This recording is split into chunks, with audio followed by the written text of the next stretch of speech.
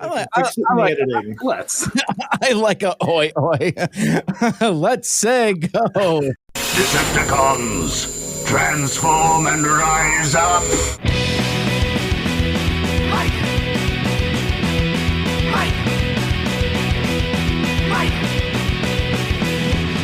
So many Mike! So many Mike! So many Mike! So many Mike! Hey, welcome back for season 3 of Two Mikes, Two Furious Animated Transformers. This is it, friends. This is our first episode, and boy, howdy, have we got a special one for you today. As promised, it's our TransWarped extravaganza. We've returned from the future back into the past, into the present. My name is Mike Seibert. I am your first-time watcher. I've never watched TransWarped or any of Transformers Animated before this project, but I am not alone in this journey, my friends. No, guiding me along the way, as always, is the serial rewatcher. Right about now, he's the Spark Soul brother, the Pizza Papa himself, who always gets paid. It's my friend, author Mikel Andrews. Ooh, hey, Mike. Oh, that one had me laughing, actually. I got to catch my breath here. Oh, awesome. Love that intro. Yeah, we're finally here. We're finally to TransWarped. I think this is an episode that most people thought we were just going to get to right away, and that would be the entire show, is just talking about TransWarped. Such a huge episode, so I'm pumped. I'm glad we finally made it. Yeah, and it might very well still be the only episode we talk about. You know, I think there'll be a shift in focus to where the entirety of Two Mikes, Two Furious becomes like a minute by minute breakdown of the TransWarped episode. But yeah, this is TransWarped Part 2, Episode 1.5 of. My God, who knows how long this is going to go? Because again, this is it, friends. This is the episode. And I remembered when we first started the podcast and first started talking about Transformers Animated, all of our friends jumped at the opportunity to want to talk about the show. But the one thing that they said more than anything else is, let me know when you get to TransWarped. You know, I might take some other episodes, and other folks have taken us up on those opportunities as well. But like, this is the one. This is, I think it is not an exaggeration to say that this is certainly a fan favorite episode, certainly amongst TFA, but probably after watching this epic 3-parter myself numerous times for this recording, probably of all Transformers, I think. I mean, this is a right banger. So I'm glad we're able to finally give it its justice. You know, me and Mikel Andrews had mentioned that we weren't on this journey alone, and we talked about we were going to blow the doors off of it for our first episode, getting into season 3 and giving TransWarped its due. We have a whole damn panel of folks just itching and waiting for me to shut the hell up for a second, and it's going to be a couple more minutes because I have equally flowery intros as well. But this is going to be, as I put in the email invite, a slightly more organized and concise version of our various live streams, which have sent into chaos. But a descent into madness, if you will. So we got a lot of ground to cover, and let's get moving.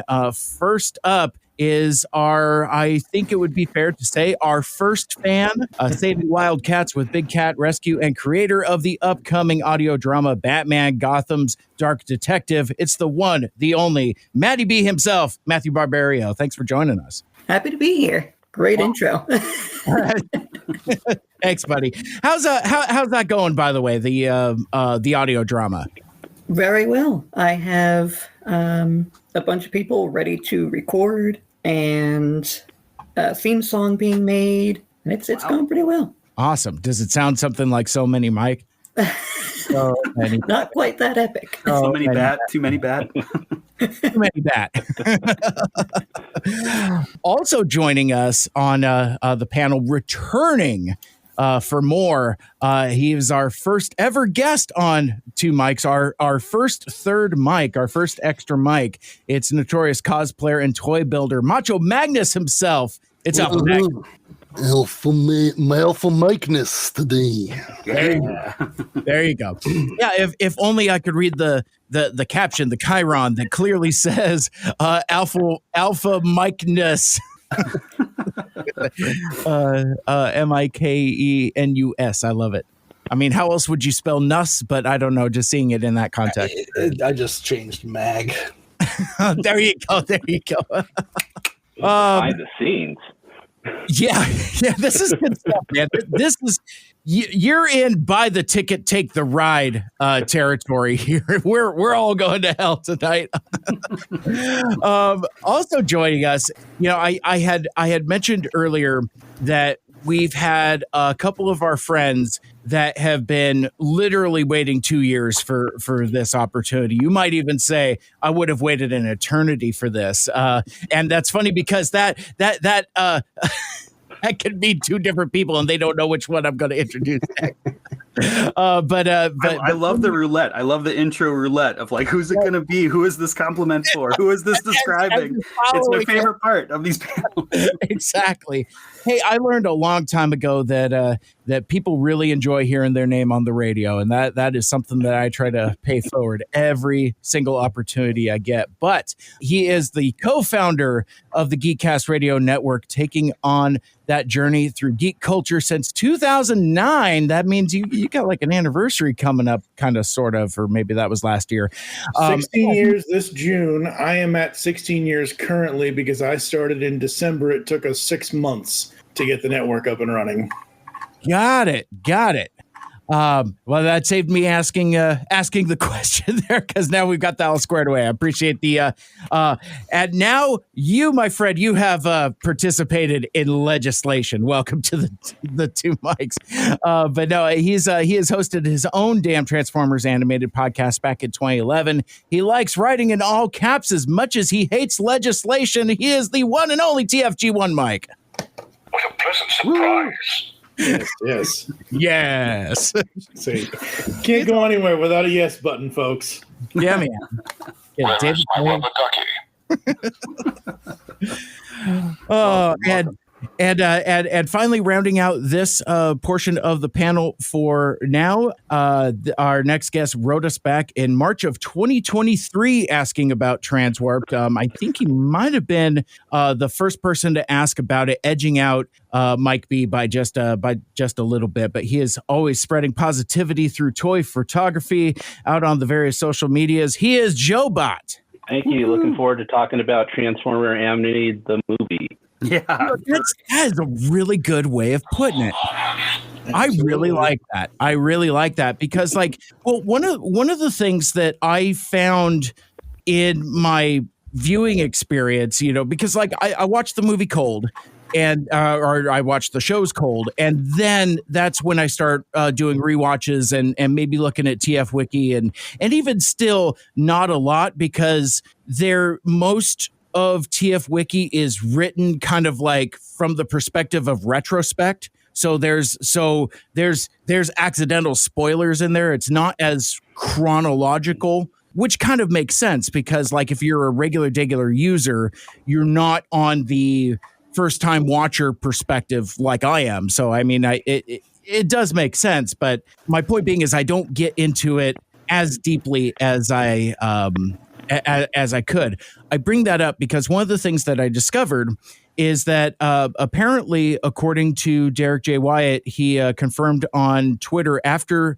this epic three-parter, this movie, mini movie aired, very similar to the series pilot, Transform and Roll Out. TransWarped was actually made as one 70-minute movie, and then they ended up cutting it into 22-minute episodes for syndication. And I thought that was kind of like an interesting spot to jump off at, because basically, I made jokes in the intro, but like we're going to talk about this kind of like as if it's like one work, because it really kind of is. Now, obviously, as you're familiar with the show, this will get broken up into various multiple episodes. But I did think that was kind of like an interesting spot to start with TransWarped being kind of like as I said, kind of like a mini movie. Before we kind of get into the episode recap and kind of like jump right in, why don't we take a brief moment, because we have a lot of first timers joining us, and I know there are folks that have several stories they'd like to tell in various perspectives on TFA and on TransWarped, and I don't want too much time to get away from us before we kind of get into the meat and potatoes of the chronological telling of the story as we do. Joe, why don't we start with you? And I guess for starters, why this episode, and why were you so eager to jump on with us, so much so to where you called your shot 2 years in advance? I was still pretty fresh to coming back to Transformers when Animated came out. I think I came back around 2008, sometime around then. So I was going back and buying commemorative toys and trying to keep up with the new movie toys and things like that. And Animated kind of caught my eye, and I was watching it here and there on the hub, but it was really season 3 is when it was turned into kind of appointment watching for me, where I started watching the episodes as they were, when they were first coming out. And then just kind of like the reason why everybody wants to be on the episode, these 3 just kind of blew me away. It was like, oh, it's that Leo meme from, where he's pointing out, going, oh, there's Brawn, and oh, I know Cyclonus. And so this episode was, these 3 episodes. And what's really funny is I haven't watched these 3 in years until recently, getting ready for the pod. So I had kind of just jumbled it all up into one kind of sequence. And so I just knew it was always in the back of my head that these were the awesome ones. These were the ones where I'm going to see Hot Rod, you're going to see Strika and everybody else. And then just the other stories that they put in there that kind of keep up the pace as the episodes go along. So really wanted to make sure if I was going to talk about something, I was going to come on to this one. Jumping ahead a little bit too, I really liked the episode after TransWarped too. Three's a Crowd. That's going to be a good one too. Nice. Yeah, if I can just quickly piggyback on that, I love one of the things that's like a gift and a curse of getting into the depth and analysis of this show is like you're kind of forced to like break down minute by minute, second by second how long something is. It had been a long time for me seeing TransWarped, and thinking back to that intro, that was like an entire episode in my head for a long time. It was like, oh man, it's like 30 minutes of cameos, and there's thousands and hundreds of them, and you'll never believe how many different characters we see.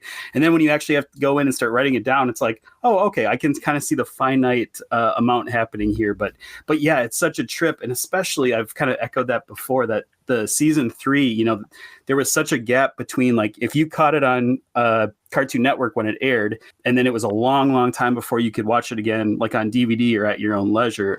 Yeah, it had even more than all the other episodes, like this longer time to kind of grow and mass in your mind and just be like, it's the biggest thing ever.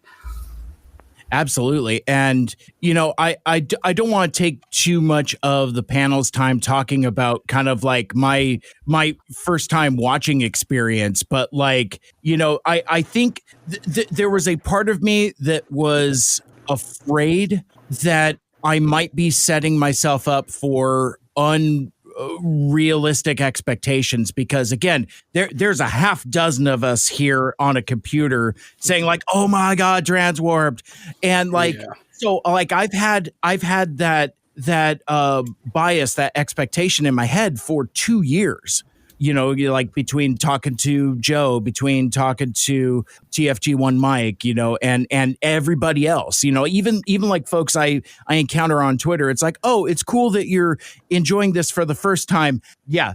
Call me back when you get to TransWarped, that kind of thing. Cause that just seems to be like the thing. So going into it, I'll confess a little bit of trepidation, but, holy man, it's like, once you get it, like second one, when like, Cyclonus just booms into the scene, a character that I had no idea was going to be in TFA. I had no idea was going to be in this episode. And then it just unfolds. And then it's just pedal to the metal from there. I posted the other night where on my third rewatch, I'm just like that kid in that GIF, just like swinging his head around and just like dumbstruck awe. Like I was as dumbstruck by it watching it last night than I did the first time watching it a week or so ago. It's just like there's just so much going on, and it is going to be a blast to unpack. But like right off the bat,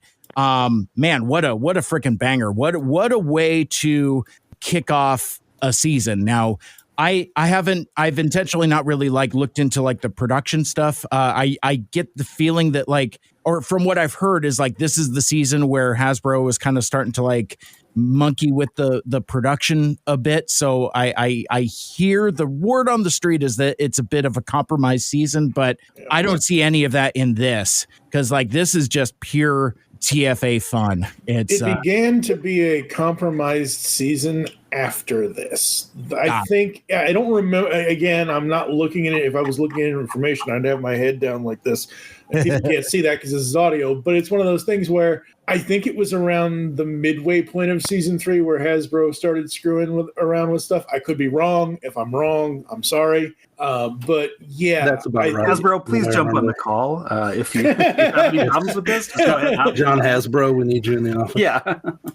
But Mike, so you're like Joe, you've been really hot about this as well. I mean, you were part of the Two Mikes fan club, pretty early as well, and it was just well, I mean, after you made me do a 4-hour podcast on my own show telling your toy story, I mean, come on, how could I do that? Is true. I remember we got into hour 3 of that, and it's and I was we're on my eyes are glazing over. Yeah, it's literally we're on question 5. Yep. And then so TFG1 Mike, are you here for revenge in the form of making this episode as long as you can, or making it as short as you can, a short episode Mike Seibert. As much as I respect Autopod Decepticast, I'm not going minute by minute. Hell no. I'm here to say what I'm saying and getting the hell out. That's amazing. That is amazing. Well, so to start with that, then, since Mike said you got the talking stick, unlike the rest of us, you've already gone through TFA. Like you've done a whole damn. I don't even remember. Yeah, which was like 2011, something like that. It was not recently, and it was close enough to where the show ended. Yeah, it was shortly after the show ended, and it's relatively current and fresh in mind.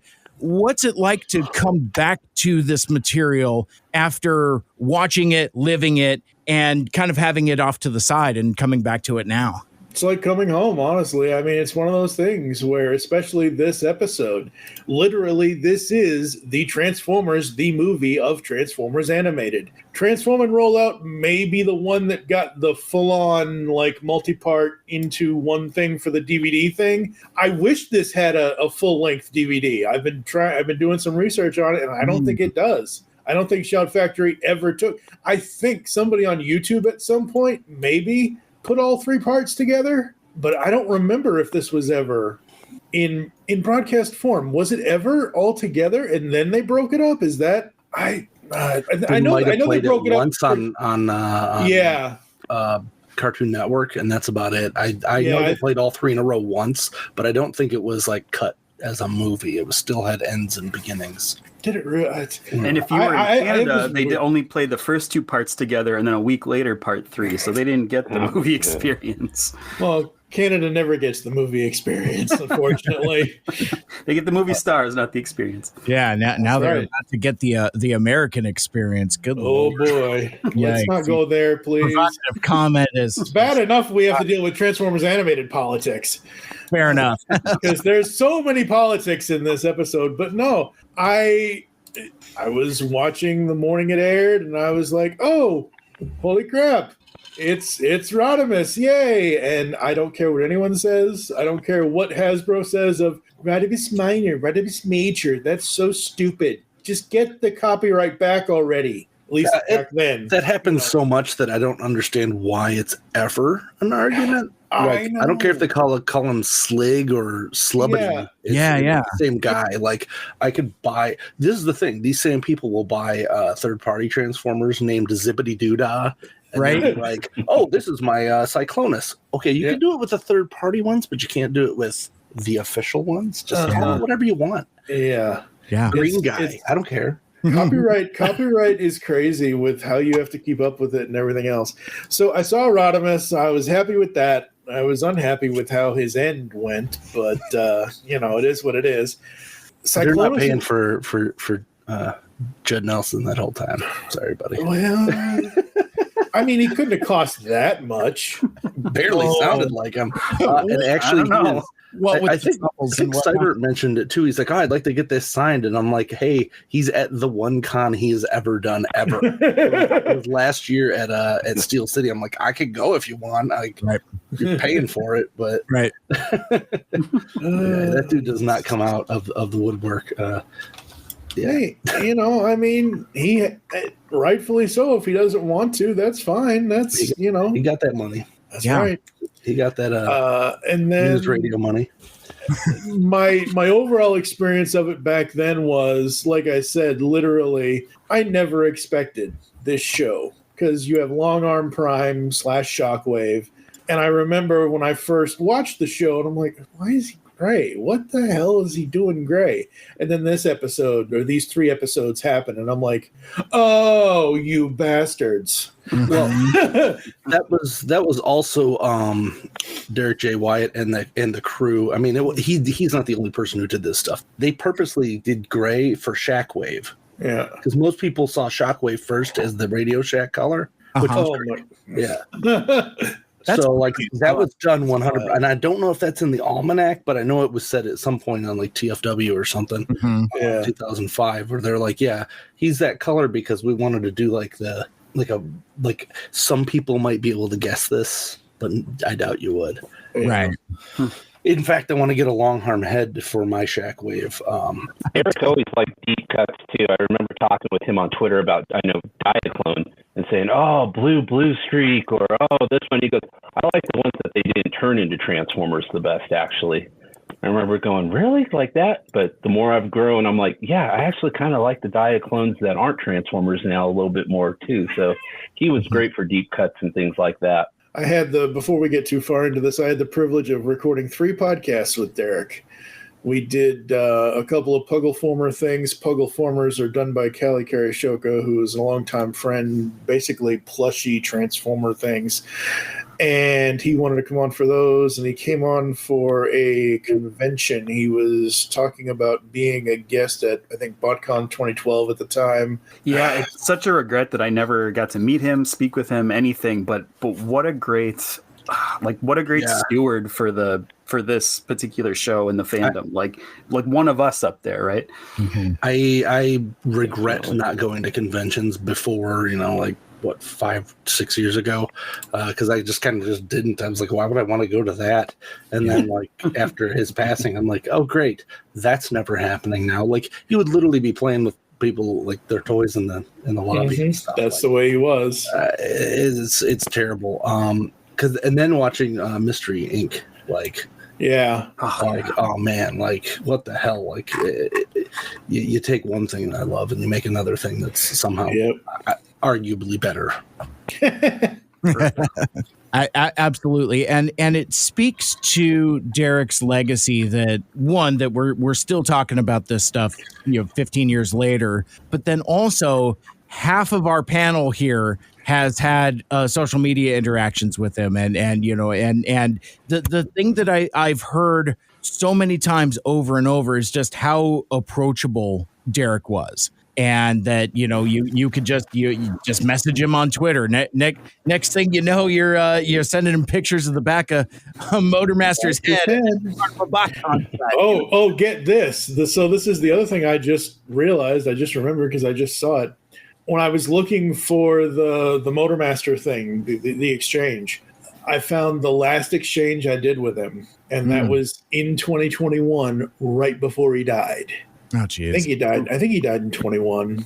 Anyway, we were doing the top 100 Transformers characters countdown over on the Geekcast Radio Network, and I wanted to reach out to as many Transformers people at Hasbro that I possibly could.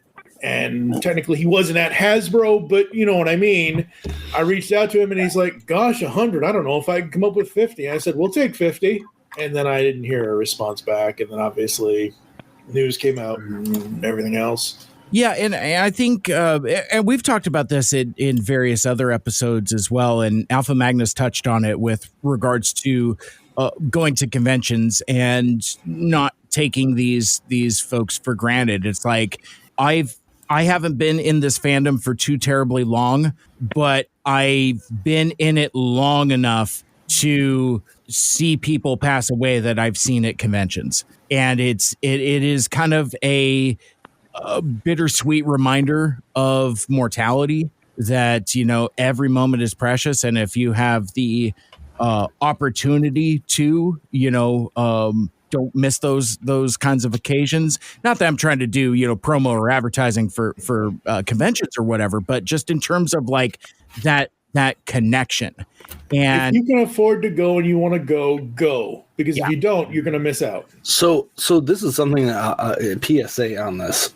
Yeah. If you go to 99.9% of the fan quotations, air quotes, fan cons like Fan Expo or any of these, Steel City's a big one, and you don't have money to have them sign stuff, most of them, you are allowed to stand in the line, go say hi, and meet them for $0.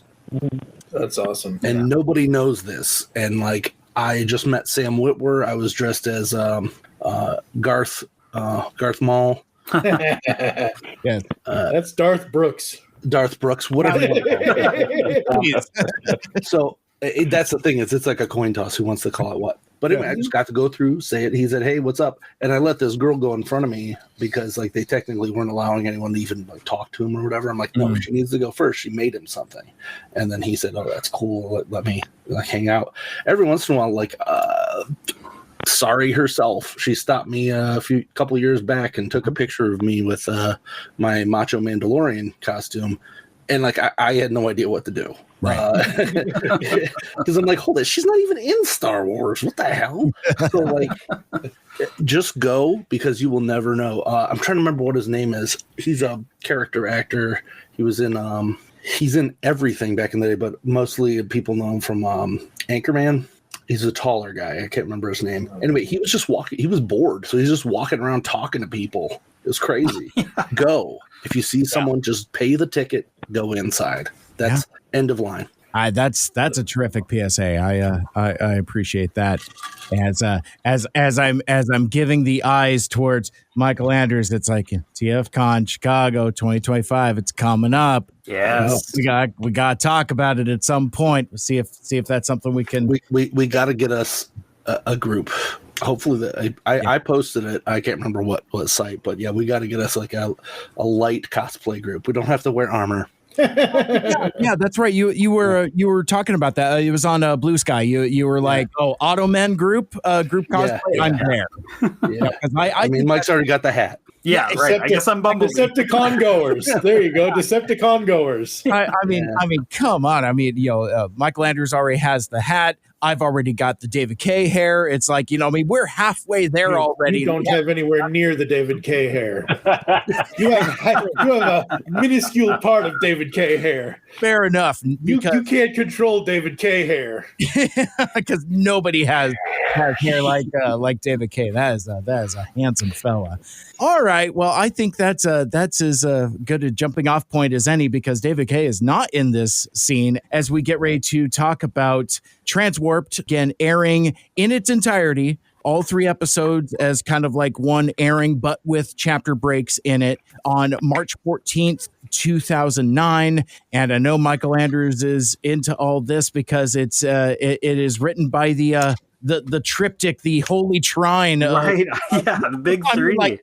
This is TFA royalty over here. First, you got your dude Marty Eisenberg, obviously, but then you also got Michael Ryan, who, again, I think as we've gone through this journey, is probably emerging as my favorite TFA writer, aside from Marty Eisenberg. I mean, again, Home is Where the Spark Is, Headmaster, The Return of Headmaster, Auto Boot Camp, and of course, TransWarped in another episode coming up in season 3. And those are all right bangers. And, you know, I don't want to necessarily legislate it now, but like, you know, coming back, seeing the Headmaster return again in TransWarped here has I'm sorry to say, guys, has kind of given me appreciation for that dude. He's a fun ass character when deployed correctly. But that's a noob.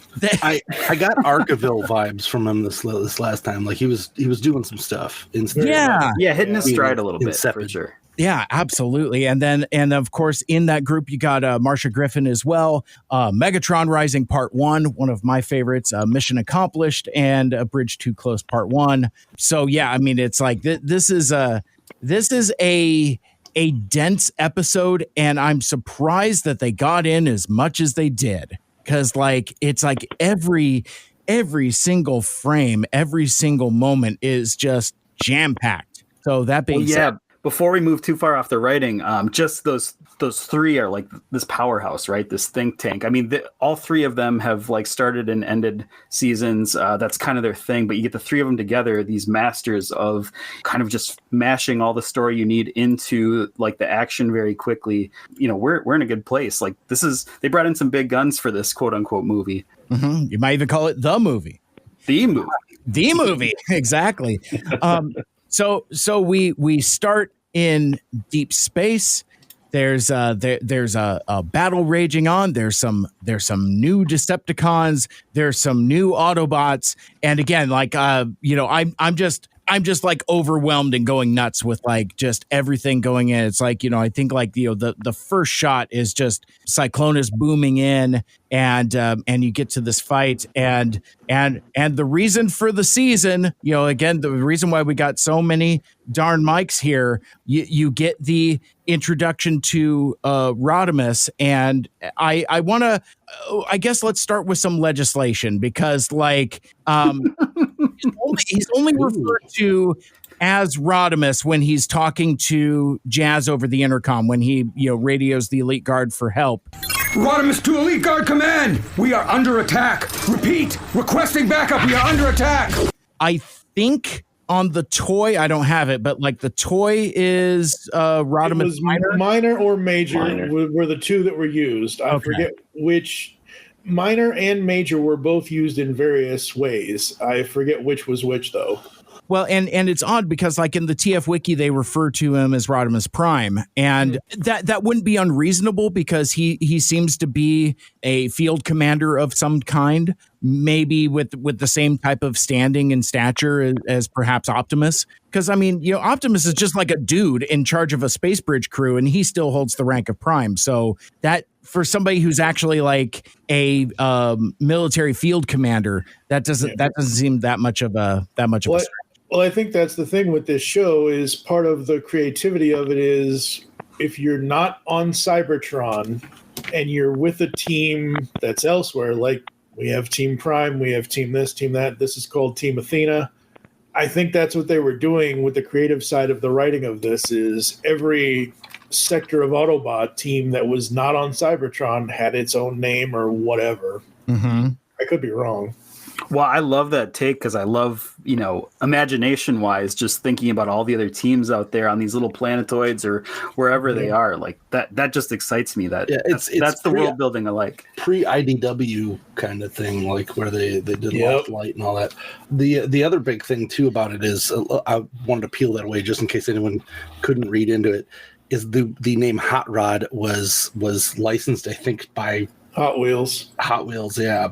Sure. They were not allowed to use the name Hot Rod, but at some point that fell apart, and now they are. Yep. So, it happens every once in a while where they're just like, that's too generic of a term. Yeah, it goes back to copyright. Yeah, it's a thermos. Yep. No more vacuum tube. Yeah. But that happens a lot in a lot of these, and that's why if you look at like any Marvel Legends figure that's someone like Blink, it says Marvel's Blink. Mm-hmm. And who cares? It says Marvel's Blink. I'm not buying this because it's not Blink only. Like, I don't get where Transformer fans are. Like, in the mindset.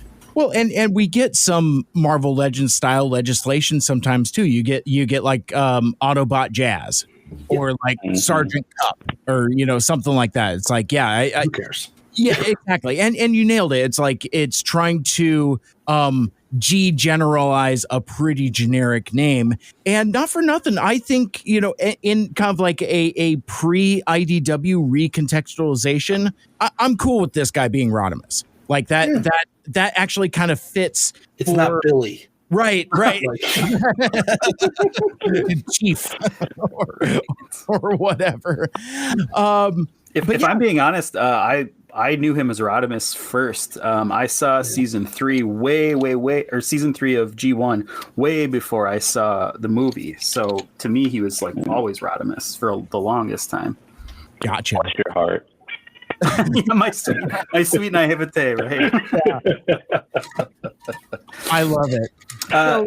Mike, if I can really quickly break in, because I painstakingly covered this opening segment to at least get the order in which like everybody appears. I was pretty psyched about that.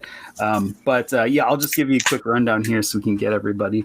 So Cyclonus is the very first one you see, drops in, and this explosion throws Hotshot, Ironhide, and Brawn into frame.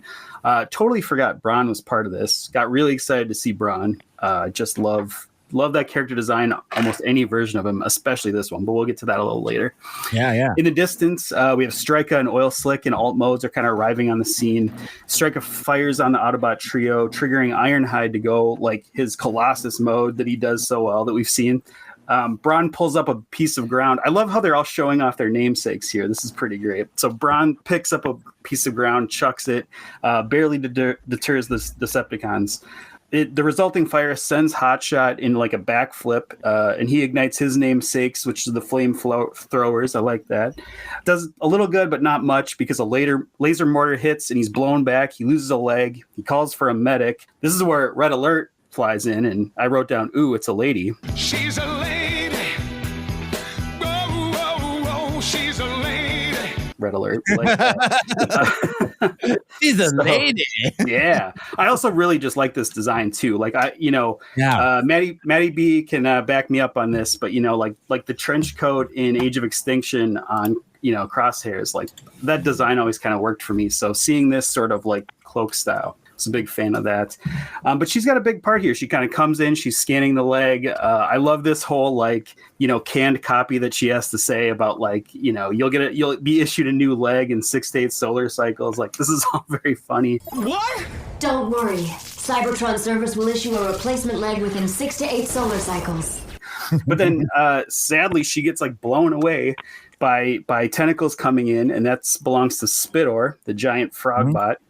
Which turns her, I didn't know if I should compare this to Gambit or something, turns her into I was going to say human missile, but I guess it's a Autobot missile. Sure.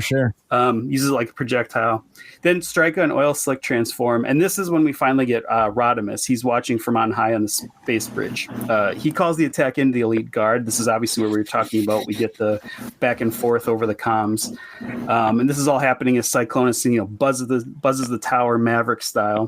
Yeah. And then we get a little bit of the team that we know, Jazz and Magnus and Sentinel.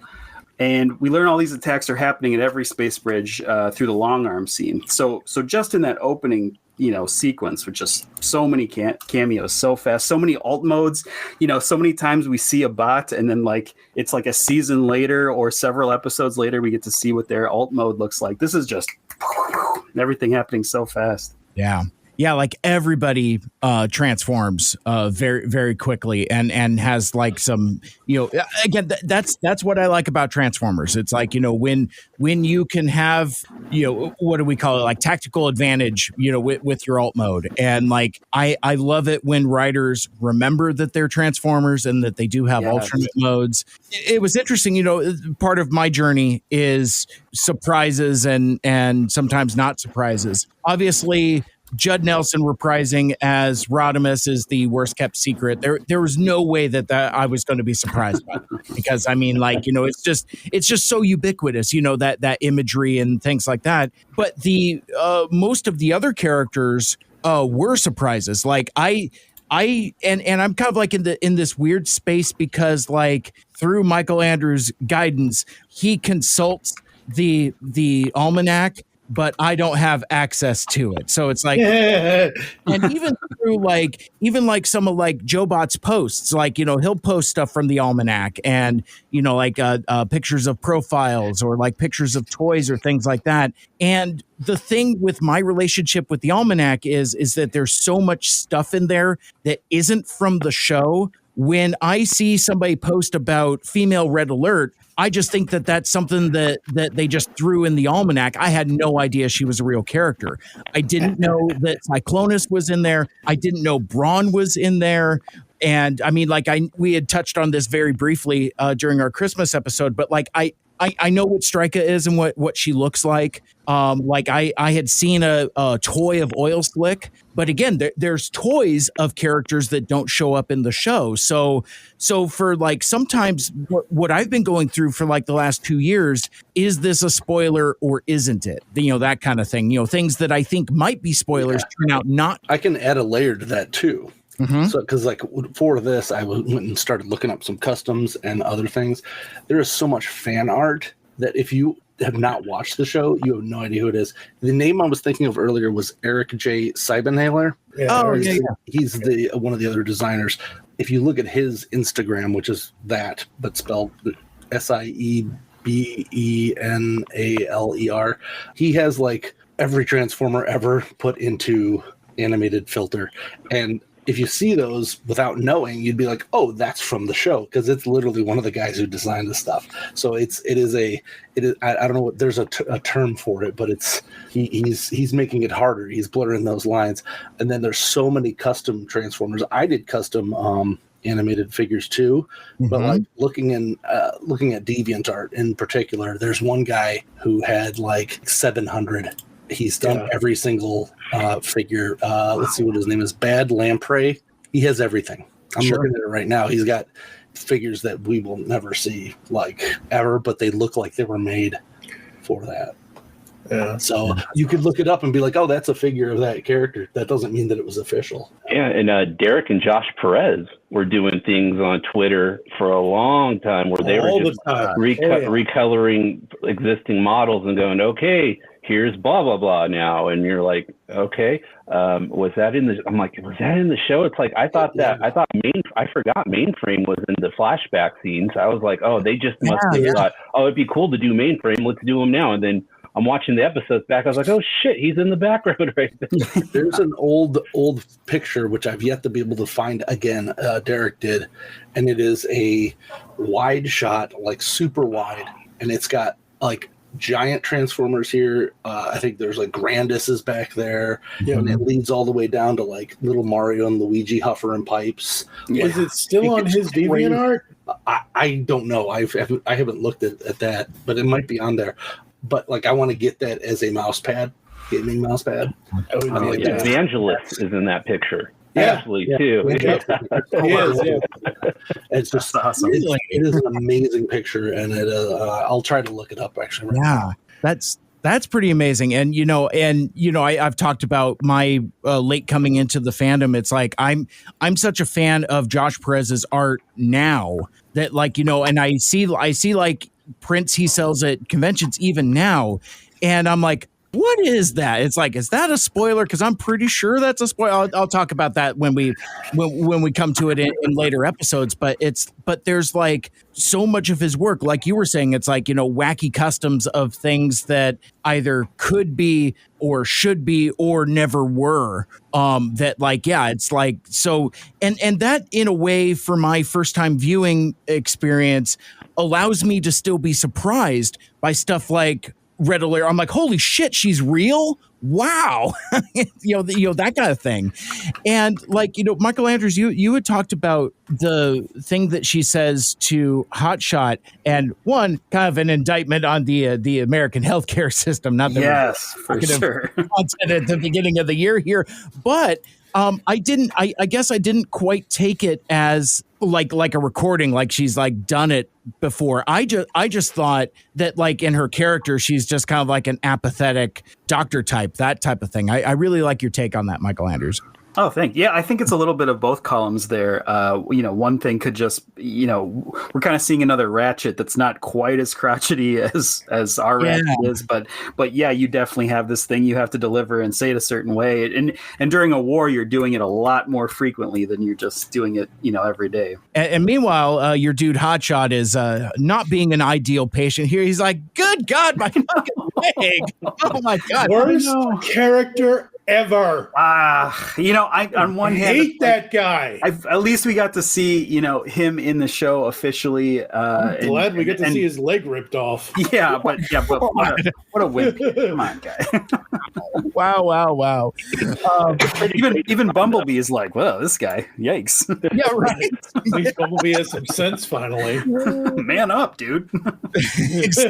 Exactly. As we get to see later in the episode, but so we're still, as predicted, 45 minutes in, we're still talking about the first 90 seconds of the show. Again, buy the ticket, take the ride. But like, you get to see these bad guys in action, and it's cool to see a group of Decepticons that are not just formidable, but deadly as well. It's like, I don't know if Red Alert survived her napalm spit bath there thing.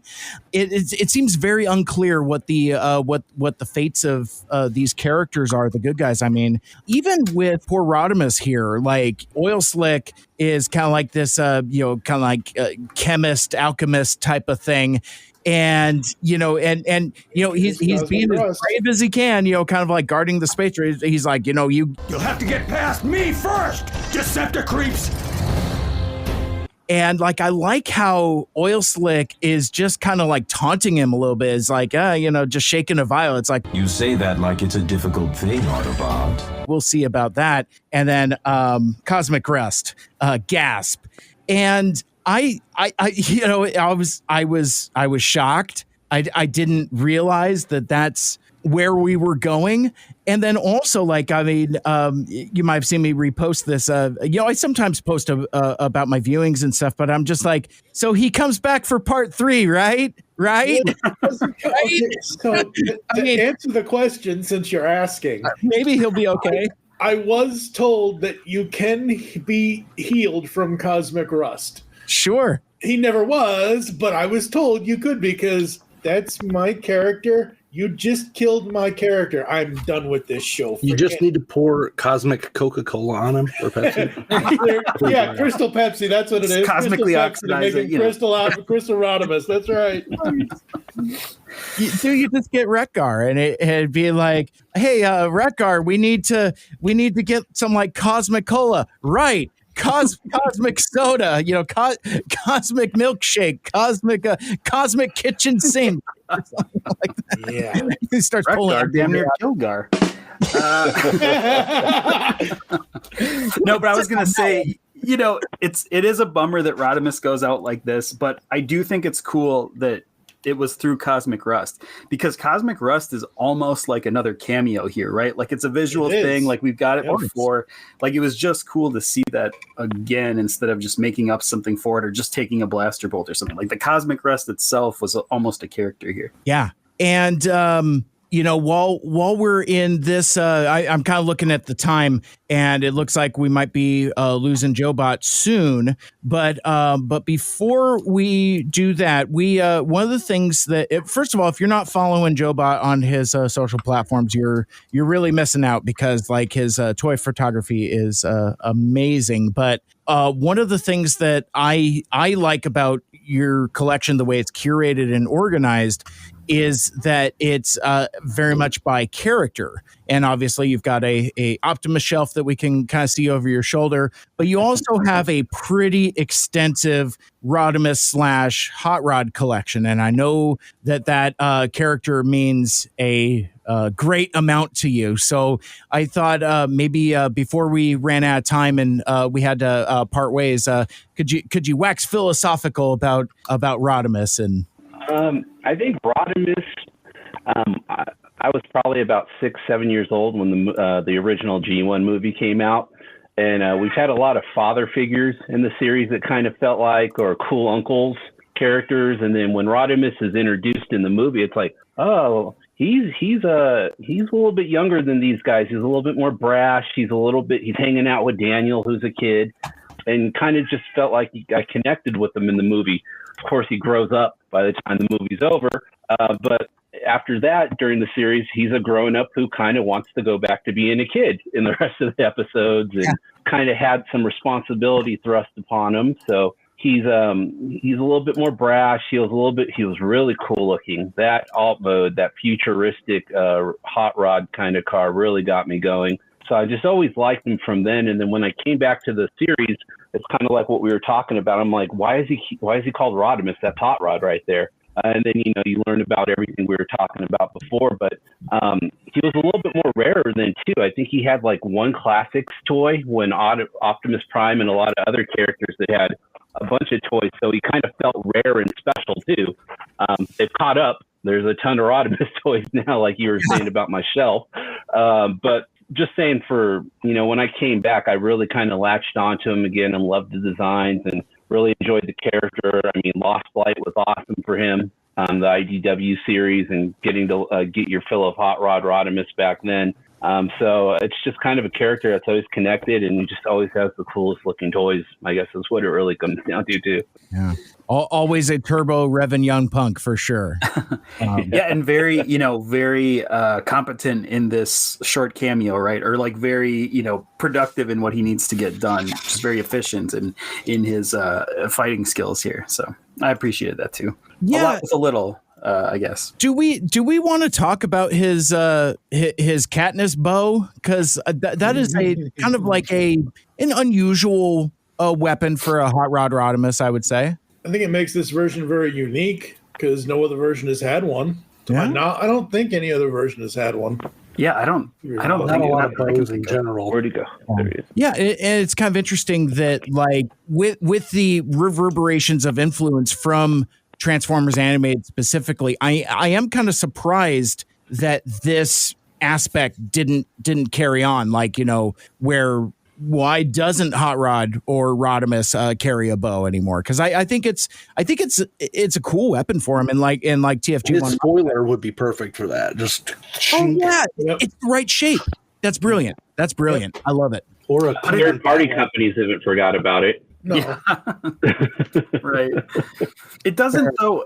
The one thing that gets me though is that it doesn't. I guess I don't know where they relate it to his name. I know it's hard to do, but maybe like a bow staff or something would have like a rod, right? Oh, like, an actual Hot Rodimus. yeah. Like I guess where does that come in? The namesake doesn't play out there in the show where they've been so good about He that. just has a big hot rod all the time. That would like cause too many things on the internet to be not so family friendly. That car sounds like something you have to pay extra for. That's right.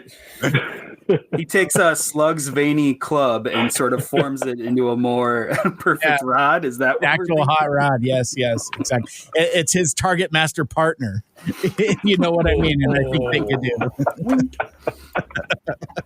All right, so getting ready to move on to this scene. It's like Stryka calls to Cybertron. Stryka to Shockwave. Team Char has taken Space Bridge 687030, requesting access code so we make transwarp to Cybertron. And we learn from Shockwave, old Chugway here, that Megatron has ordered that no one is to make a move until he and his team arrive. And Stryka, of course, finds that peculiar and odd, and calls he was out. supposed to be there mega cycles ago. Exactly. But he was supposed to be there mega cycles ago. And real quick too, I'm sorry, I have to drop this in. I'd be remiss if I didn't mention the cameo that I forgot. I was going to say, well, because I couldn't remember where it happened, because like Blackout comes out later and does like, you know, his same seismic attack, and I thought it was right around here, but I couldn't remember the sequencing. But yeah, Blackout, you fool! We need the space bridge operational. Oh, sorry. Sorry to stomp all over you, Michael Andrews, but yeah, this is definitely in Matty B territory, where I could just see him like glaring at me, like, "Are you not going to mention the live action movie cameo?" He's been glaring at you the whole time. Well, I was going to mention it to begin with, but I guess this is a good shot. That scene has a lot of characters from a lot of different spaces. I mean, Blackout, of course, being the Wilford Brimley diabetes looking SOB. He does have a little mustache. Yeah, there's an old meme of that from, it's probably like 2 megapixels that says diabetes. Check your own blood sugar and check it often. Keep your diabetes under control. So Spitor is in there, which is like a random Beast Wars character. Like there's levels of, I mean, Hotshot, of course, is from Armada. They pretty much picked a little bit from everything there. Yeah. Estrika is Beast Machines. Like that. That was like we're gonna fan service everyone. This is the Transformers animated fan service movie. For real. And they just started it out like that to keep you enthralled. Like, okay, who else is gonna show up? All while still telling you a good and well-written story without the fan service taking away from the story. Correct. Yeah. 100%. Yeah, it never stops to pay to signal it. Nope. It's like, you know, those characters get moments. Like, for example, the Blackout reveal is pretty friggin' cool. But still, it's not like, oh, hi, my name is Blackout. You might remember me from the live action movies, you know, that kind of thing. It's like the thing that I love about the visual language of Transformers Animated is that it just presents it straight across, and it relies on the audience and knuckleheads like us to, you know, pick it apart and observe and find those kinds of things, because it's not as explicit. Because like as we've litigated so many times here and other places, it's like that's the best kind of fan service, where it's just like, you know, if you get the reference, it can connect on a deep level and it means something to you. But if you're a civilian and it doesn't, these are just goons. You know, these are just, you know, random Decepticon hench people. So I know we're not there yet, and I'm going to save the whole thing for when we get there. But having a story weave a reference or something into it and having it really surprise you. Yeah. That is what this did, hands down, across the board. Yes. And Blackout's entrance is awesome, where he transforms and he's huge. Mm-hmm. Yeah, and he drops that, like, you know, mega seismic shockwave. It kind of reminded me like Attack of the Clones, you know, the seismic charge. Yeah. That for people that rag on Attack of the Clones, which is not me, but everyone loves that seismic charge. I mean, that thing's pretty rad. So it was cool to see that. It's so rad that they brought it back in Mandalorian. That's right. I love that Boba Fett is just Mando's Uber driver. It's so cool. That's all Boba Fett's good for. Yeah. I love the era for him. It's, hey, you know, he's just a simple man trying to make his way in the galaxy, and part of that is being an Uber driver. You know, drive with Uber. You know, this portion of Two Mikes Too Furious not brought to you by Uber. Well, those Mandalorians aren't good with standing up either, though. You know, they all tend to fall down a lot too. Oh my God! You know what doesn't fall over? In boxes. Good Lord. Goodness. I have a bunch of loose Mandalorian and Friends adjacent figures, and I'm trying to. I've been to Walmart recently, and I've purchased some spice racks. I mean, action figure tier stands, and I cannot get these folks to stand up to save their lives. I don't know if there's just like a bomb cyclone going through my office studio room, but like every time I turn around, those dudes have like fallen over, and they're like bowling pins. Like, you know, once one starts to tip a little bit, like I can imagine life has got to be tough for the Mandalorians, because them jetpacks like throw the balance off entirely. It's like, how do you all stand with those? I don't get it. It's very back heavy. Good core. Strong TFA core. is also the same problem. Yeah. A lot of them have bigger feet, but some of them, Jesus. Okay, so the TFA figures, just for a second, though, is it the Voyager Optimus and the Rodimus that we got? Rodimus was a deluxe, I think. Sure. I can get those guys to do the splits better than I can get them to stand up. Yeah, for real. It's like, it's like their legs come to like toothpicks or something. It's just crazy. The aesthetic, but it's horrible for shelves. For real. Well, you guys have talked about, like, you know, posing vintage TFA figures, and Michael Anders, you were talking about like how you gotta get your blur into like some like swishy. It's my sassiest shelf, right? Like, it's just, you know, because they're just like splayed out like a, you know, like a theater kid or something taking a photo. Like, it just has to be a big production. But it's all Sachet Shantae. Yeah. But yeah, to button up the blackout stuff, I just really, you know, I wanted to mention it obviously because it's a live action movie character, but I'm really glad it got in because blackout is sort of indicative of the 2007 movie. You know, it's the first Transformer we see. It was the first one we saw in the trailer, and it you know, it's just cool to like, this show exists because of the 2007 movie in a way. So I was glad to see some representation. How many characters were here? Like 9. 3 of them got figures, and he's one of them. Yep. Yeah. That's a great. I'll never own it, but yeah, he got one. Yeah. So before we move on, because the next scene is going to be equally huge as well. Do we want to talk about the character designs and kind of like, you know, these characters? Because again, we're meeting all kinds of new folks. Like I've noticed like Oil Slick only has like that one line, so it's kind of tough to get a handle on what Phil LaMarr is doing with the voice, but it does kind of sound vaguely German, like a mad scientist, like, you know, that type of character, which kind of pairs well with Stryka, which of course is just Tara Strong doing a Natasha Fatale voice, that kind of thing. But I like both of the characters that you get. Oil Slick, and like, you know, he's a spindly looking, you know, biker dude. Whereas you know, Stryka is you know, pretty faithful to her kind of Beast Machines counterpart, and we like a thick queen. So, you know, it's like I don't know what the relationship is or if it comes up, but I would imagine that Stryka has to have a scene or two with a Lugnut at some point, because they just be like two thickies. Two thickies. Goodness. You know, it's not too much related to her aesthetic design, but I do really love that we got to see her kind of being this like capable general that we know her from Beast Machines. You know, instead of it, I mean, it takes a lot of guts to like open the show with like the Autobots failing right away, like the very first scene you see, which is you know, a testament to the writing. But then also to be like, well, we need a great general that's going to hold up against it. Who do we get? Yeah, Stryka. I mean, that carries. It's going to like carry on that legacy that character has. You know, something kind of from the character Bible about her. Yeah, absolutely.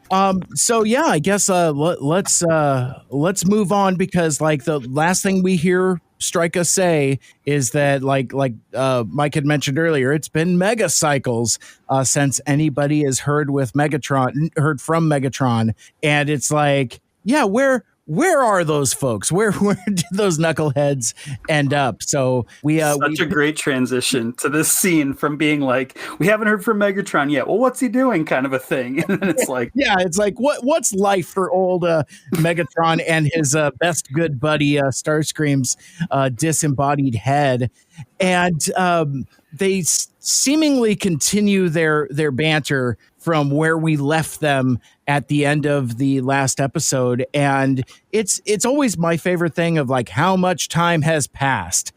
I guess you could intuit that some time has passed, probably not a lot, but enough where as predicted, this relationship is strained. I love to think of the idea that each of their like gravity is what's keeping them together in space, like bitching at each other, right? Like they're both kind of hoping that they like float away from each other, but they're probably holding themselves together. I kind of love that. I love that for them. Yeah, it's stuck together. So, Megatron is trying to use Starscream to get through his stasis cuffs by just like gnawing on them. Your utter failure has reached astronomical proportions. Like nom nom nom, because that's the way to get through stasis cuffs. I've been told is just use your mouth. Maybe I'd have better luck removing these stasis cuffs if you had bothered to reattach my head to my body.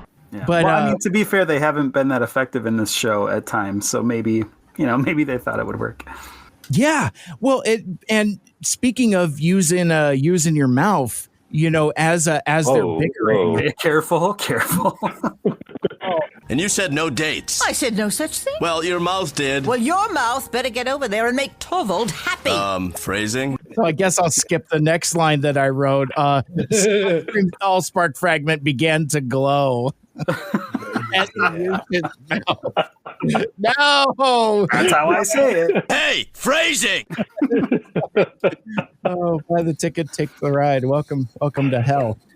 But this is super rad though, because you talk about surprises, and I never would have seen in a million years that Starscream would actually have a superpower that would be like a sonic scream, like a straight up like Black Canary thing. Like I kind of jolted in my seat because like his whole bottom of his face like transforms, and like this like amplifier, like not unlike the alien, the xenomorph, like this amplifier microphone thing just like emerges from his mouth, and you get like these sonic waves that obliterate these stasis cuffs. Yeah, it's really interesting, like the lore here, because it makes you. It seems like it's a surprise to him and both of them that he can do this.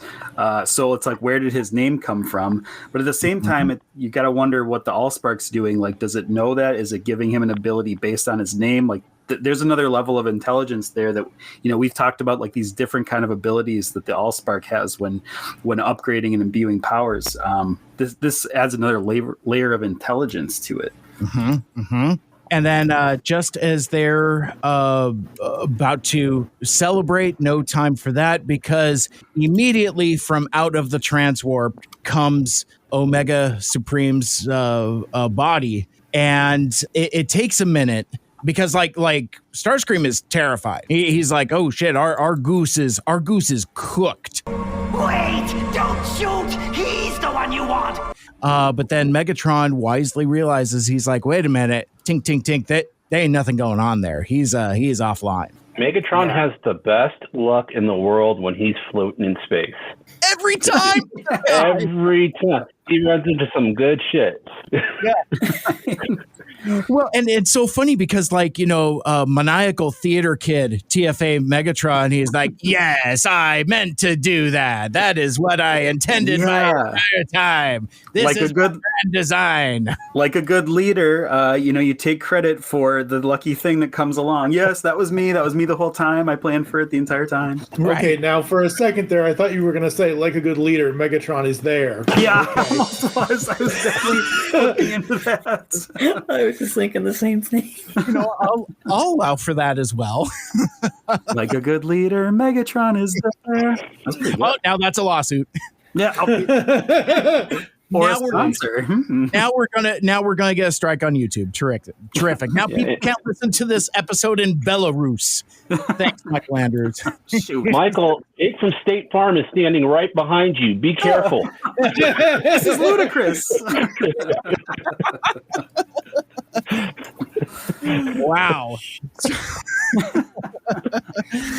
All right, so we go back to Earth and pick up kind of where we left off from the cliffhanger from the previous season, and we discover that Sorry Sumdak is indeed a fan of the band Sum 41, because she's like, so I am still waiting for this world to stop hating. Can't find a good reason. Can't find hope to believe in. It's just like I love that. I mean, like this is so Sorry. She's just like still waiting. Poor Professor Sumdak. Like this dude is like doing gymnastics. He's like, well, it's like, yes, well, yeah, still waiting, you prick. Cough it up. It's time. And I think like Sorry kind of stands in for the audience at this point, because like, we've talked about this in the podcast as well. It's just like, okay, we've dragged this out as far as we can and for as long as we can. It's time. Cough it up. So still waiting.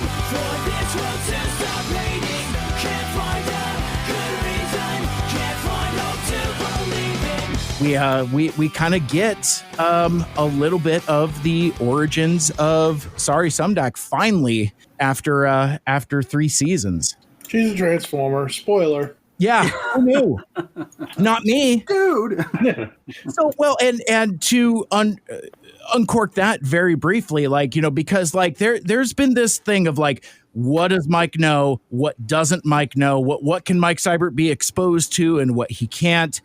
And I knew from like fan art and just kind of being in the fandom that there was something amiss with Sorry Sumdak. And then I reached a point where like there was a time where I was exposed to fan art that like I didn't have the context for, so it didn't have the opportunity to confuse me. Like I had seen teenage Sorry Sumdak before, and I like all the other things that I talked about. I thought, well, maybe that's just fan fiction, maybe that's just what folks are imagining or something like that, whatever. But like I mean, I knew that there was something up, just for the fact of like how much we would avoid it. And it's like, hey man, hey hoo, that kind of thing. So obviously there was something there, but I still, even after 15 years and 2 years of doing this podcast, I still found myself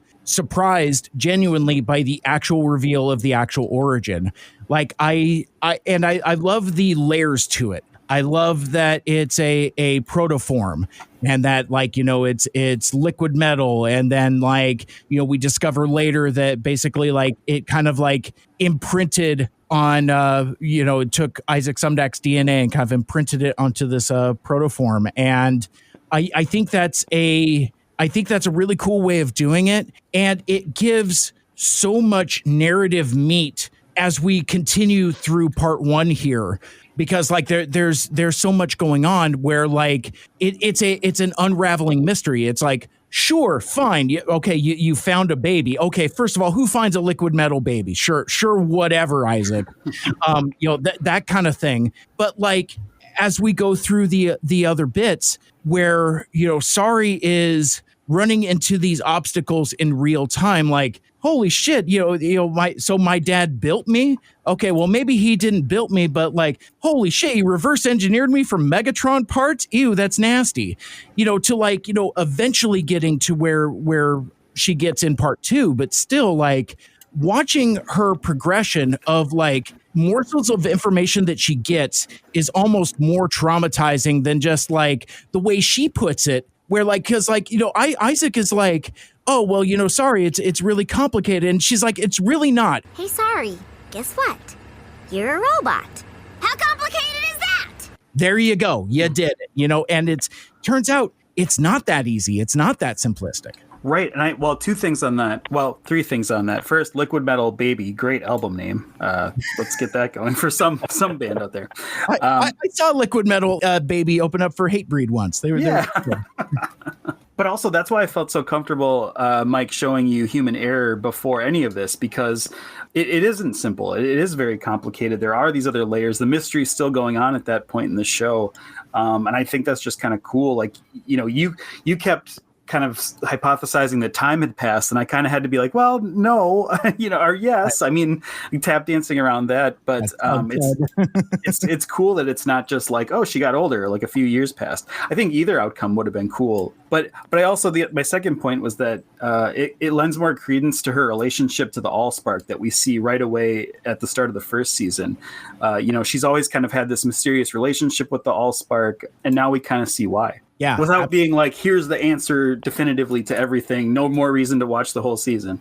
Yeah, no, they made us wait 2.5 seasons. Right. Yeah. Or 2 full seasons, really. Yeah. Yeah, and you never see that kind of like thoughtfulness put into a lot of these, especially like Cartoon Network era cartoons. Yeah. But what I love also here is like, even though it's a very tense scene with reveals, secrets revealed, you also don't skimp on the jokes also, because, Sari's talking about like, well, hey man, what we found you in a cabbage patch, wink, or, or the stork brought me, or that kind of thing. But like, Optimus jumps in here and my dude, Optimus Prime, he is cursed with forbidden knowledge, because he knows where the human babies come from, and I love he took a bite of the forbidden fruit, right? Like he's like, I'm pretty sure that's not a thing. That's a thing. Your story's not consistent with where Sari told me small organics come from. Because like even Optimus is like, Professor Sumdac, I'm glad that we've rescued you and you're free from Megatron's clutches, but like, that's some weak sauce. Like that is pretty thin. But like, yeah, and totally contrary to everything that he's heard about how humans reproduce. And he's heard a lot. That's his thing. He likes to research that topic a little too much, maybe. Yeah. Oh no! What is Optimus Prime searches? He's a history buff. Oh no! Oh no! What if after he gets like that, because like you see his face change, like his he frowns, he gets like the Disney anime eyes. He's like WW dot. Oh no! And it's like, Optimus, safe search is your friend, buddy. Bot spin. Yeah, you just getting some receipts. Ratchet's like, well, we're throwing this computer away. Gross. It's nasty. But I also, now this is Michael Andrews, you've talked a lot about secret foreshadowing, and we had talked about that, like, Michael Ryan is in on this episode, and one of the episodes he did was the return of Headmaster. And let's not forget that time where like Sari Sumdac was exiled from Sumdac Tower and has to live with the Autobots. There was the scene, in fact, I don't know if we even talked about this in that episode, because like it's a kind of a blink and you miss it exchange between Bumblebee and Bulkhead, and they're like going back and forth about like what Sari's origin is. And like I think part of the reason why I didn't call attention to it, because it's one of those things that's like, hey, Mike Seibert, don't ask questions you don't want the answers to, that kind of thing. But like, I'll obviously drop in the audio here. Maybe she came here from another planet in some kind of egg and crashed on Sumdac's doorstep. Or a portal could have opened and she fell through from another dimension. Or maybe she's really a robot. Or maybe Sumdac found her in a cabbage patch. Or that stork thing. Stop it! I can't! And like, as they're sitting in Optimus Prime's cab mode, it was just one of those things where, I mean, I wish I had myself on camera, because I did one of these things where I just like froze for a second. I'm like, wait a second. It's like, and again, that's the button hook of this show. It's like, it'll get you every freaking time with like, playing the long game and that secret foreshadowing. Yeah, it does it so well. So this is just a great awkward moment here in the cab. This is like good family drama too, right? Like this is just that sort of like very, very human moment. But also it's great because like Optimus is there because he's their ride. Like that's what I just love. It's like putting that Transformers twist on like classic tension in the human drama. Yeah. Not unlike Boba Fett, he's their Uber driver. I wonder if Optimus Prime works on nights and weekends, when he's not patrolling endlessly looking for Soundwave robots. He's just like picking up Uber rides as well. I mean, everybody's got a side hustle, right? Yeah, Optimus versus Boba Fett. Boba Fett works for Uber. Optimus works for Lyft. Oh, there you go. There you go. I like that. You missed the cutscene where like the pill was up in the window with like the Lyft words on it, and they had to like, just take that down. Sorry. It's like, oh no, it's the wrong one. It's the wrong. Someone left their food in there from the last ride. They're like,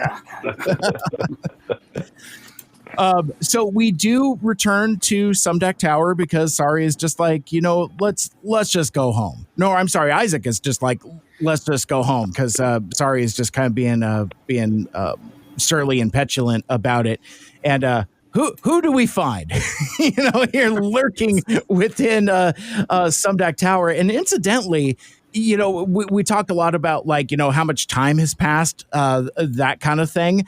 The office of Isaac Sumdac is consistently a mess. It's like, are they ever going to fix that wall? Are they ever going to replace any of those windows? It's like, I mean, we're like a season and a half of just random debris being just like everywhere. He hasn't met his insurance premium yet. That's true. Well, to be fair, he's also been a kidnapped victim. Not that the insurance company really cares about that. It's like, what is that like? It's like, bebop boop. It's like, hey, yeah. Jake from State Farm. Yeah, I was kidnapped by Megatron and forced to build a space bridge. Oh, okay. Well, it could be worse. Could be wildfires. Jeez. That was not in my policy, huh? Mike. Yeah. Come on, man. That's a damn. That's a spicy take. Cool. That's a low blow right there. Yep.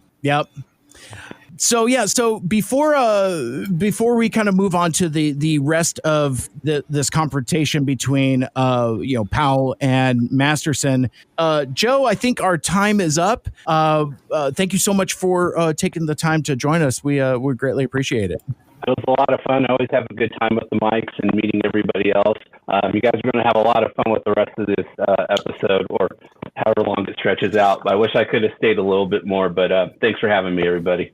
There'll be another time. And, before we part ways, could you let us know, because I talk so much about your toy photography, social media is like so fragmented now. It's like one thing that I just cannot abide from Elon Musk is that he has forced us into different camps. And that is the one thing that makes me genuinely sad about the post-Twitter fragmentation of social media. So it's like, I know, Joe, you're active in some places and less active on others. Could you let folks know where folks can find your awesome toy pictures? I'm under TF JoeBot on Instagram most of the time. I'm on Blue Sky. I'm trying to ramp that up a little bit more, and I'm lurking on Twitter. I do put some stuff out there occasionally, but I've kind of moved away from that one a little bit more.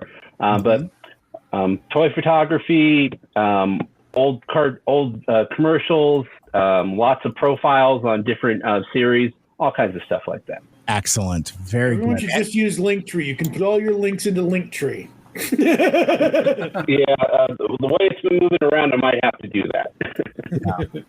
Yeah. Thanks a lot, guys. I really appreciate it. Have fun.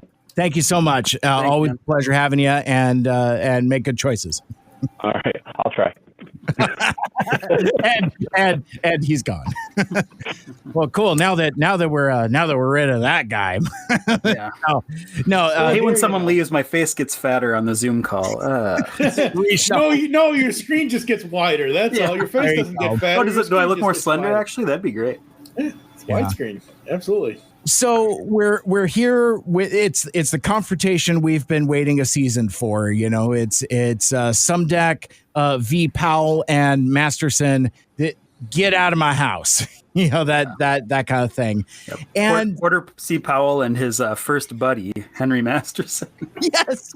In other words, the bathroom break, folks. You need Yeah. your popcorn. You need to go to the bathroom. Take this time. Refill your refreshments. There you go.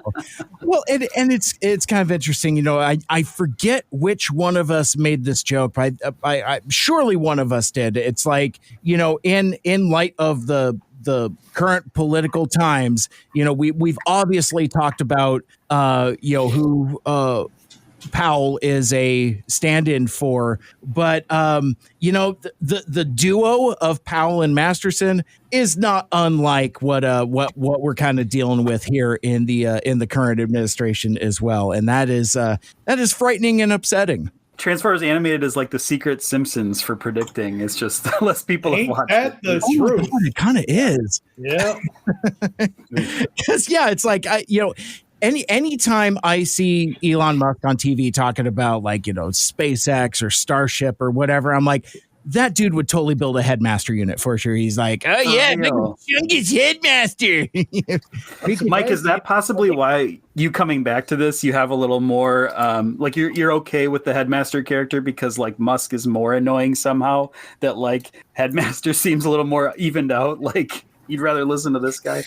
Oh, I think that's a really good way of putting it. And because I remember when we first did the headmaster episode, I'm just like, oh boy, this is rough sledding. And even when the headmaster returned, there was enough going on in that episode to where you kind of the return of the headmaster is almost kind of secondary. But now, it's I would imagine that it's a combination of the current times here today in 2025 crossed with just some of the things that they're doing with his characterization. It's every time we see Masterson, there's a little more menace and a little more legitimacy to him, almost like he started off as just kind of like a hapless boob, and not unlike a Batman villain. He's been driven to villainy by his circumstances. It's kind of interesting. You either die a hero or live long enough to see yourself become the villain. Right. Well, to be fair, Masterson kind of started off being a weapons designer to begin with. Because he built those drones specifically to demonstrate the headmaster unit. It's sure he built the headmaster unit, but he also built those combat robots as well. It's and that kind of gets glossed over as we go here. Yeah, there's some great synergy in this scene, right? Because we kind of compared Masterson to being like evil Tony Stark, and then we get the Iron Man hand blast from Starry when he questions being his daughter. There's something there. Mm-hmm. Yeah, 1,000,000%. She hates him 3,000. Brilliant. I award you 5 comedy points for that one, TFG one. That is pretty terrific. But in this confrontation, both Powell and Masterson, I believe they're talking shit about the Autobots, where basically it's you got big brass coming back here after your Autobot pals clipped my headmaster unit. What? No way! The Decepticons stole it. The Autobots, Decepticons, they're all the same. It's it reminds me of something we've talked about recently in what the public's perception is of the Autobots. They started off as kind of like robot superheroes, but I think post Megatron Rising, I think that reputation has kind of suffered a little bit. And Powell says something to the effect here of Autobots, Decepticons, it doesn't matter. He's almost like a old Transformers Marvel Comics character, like Circuit Breaker. So there's I hate all the robots. I don't care if there's good robots or bad robots. They're all evil. But I couldn't help, and I think this is for Maddie B here. There's this sequence where Optimus kind of rises up out of the elevator in the background, and basically it's just No, Masterson, why don't you tell me whose heads will roll? And it reminds me of any time any one of these lippy military people Kelsey Grammer or whoever kind of mouths off to Optimus in the live action movies. Matt, did you kind of get that same type of vibe here from this little sequence? Yeah, it reminded me of Revenge of the Fallen, when the annoying guy shows up and he's like, oh, you should leave because you just do nothing but cause trouble. And yeah. Oh, You know, I like that. by You know, I us. love a good ROTF reference. How is it that I'm the one that's serving this up to you guys? I hate that movie. And I'm like, here you guys go. Here's the thing that you guys love that I don't like. But no, that's part of it for us. We want you to feed it to us. We've been eating it for so long. Yeah, that's where we get our joy now. Come to the dark side. There it is. The dark of the moon side. Moonmentary. But yeah, it is. I think it's interesting that now we're in a spot in animated where live action stuff is starting to backfill in, because, you know, in season 1, we were calling out like all of these like call back, call forward type of things, like, you know, how, you know, what was like the parallel production. But now that we're in like, what is it, March of 2009, 2007 has come and gone. And I don't know if Revenge of the Fallen had come out yet in 2009. I think it was like June or July. But regardless, that synergy is continuing. But also now there's an opportunity for movie stuff to backfill into animated in a way that we only kind of speculated before. Now it's actually happening. So maybe I'm overlooking or overanalyzing it by, like, you know, Optimus like rising up out of an elevator, very similar to him, like, you know, talking to like some, you know, dipshit military folks. It's kind of the same scene though, where it's like the implication is like, hey, you know, back off, you know, that kind of thing. I'm kind of in charge here. Yeah, it's a great scene. It especially gave me, like, obviously in real life we're not seeing that happen, but like Optimus picking up those guys and tossing them the fuck out, like, that was kind of therapeutic for me at this point. Mr. Powell, Mr. Masterson, your services are no longer required at some DAC systems. These parallels really are really troubling and really bothersome, because on his way out, like over his shoulder, you know, Powell still continues this this birther narrative that he's continuing, and he's just like, you know, she's not even a real child or whatever he says. But failing Isaac Sumdac and his fake daughter used Floptimus Prime to kick me out of my own tower. There it is. You've been working on that. I love it. Yes. But yeah, I mean, it's just like, what a scumbag. It's like, you know, I mean, obviously he's not privy to, you know, the events that we've seen, but like, you know, regardless of whether she's a robot or not, the fact that this guy, this adult man, is so like dead set about like doubting the existence of this human child person is it is so petty. It's really something. But then here we go. We're in the shit now, because basically I would think that Sari's feeling towards Powell has been kind of like a low simmer on high heat type of thing the whole time, like just barely keeping it under control. But like, I don't know if it's just because she knows a little more about what she is, or maybe like this is the inciting incident that, you know, she's just had enough. But regardless, in this fit of rage and this awesome display of power and energy, first they're like, you know, like her eyes go white, she's gnashing her teeth, and it's just like, out come the repulsor rays. And it's kind of upsetting, because like there is a degree of body horror with Sari Sumdac's design. You know, both I would say it's maybe a little more upsetting now, where she's still kind of like in little girl mode, but to see like her hands like open up and like, you know, Iron Man repulsor blasters come out, it's pretty upsetting. That's part of the anime influences, which I'll get into more in the next thing. But that's very much like Astro Boy to then on. But like, I mean, Mega Man, any of that stuff.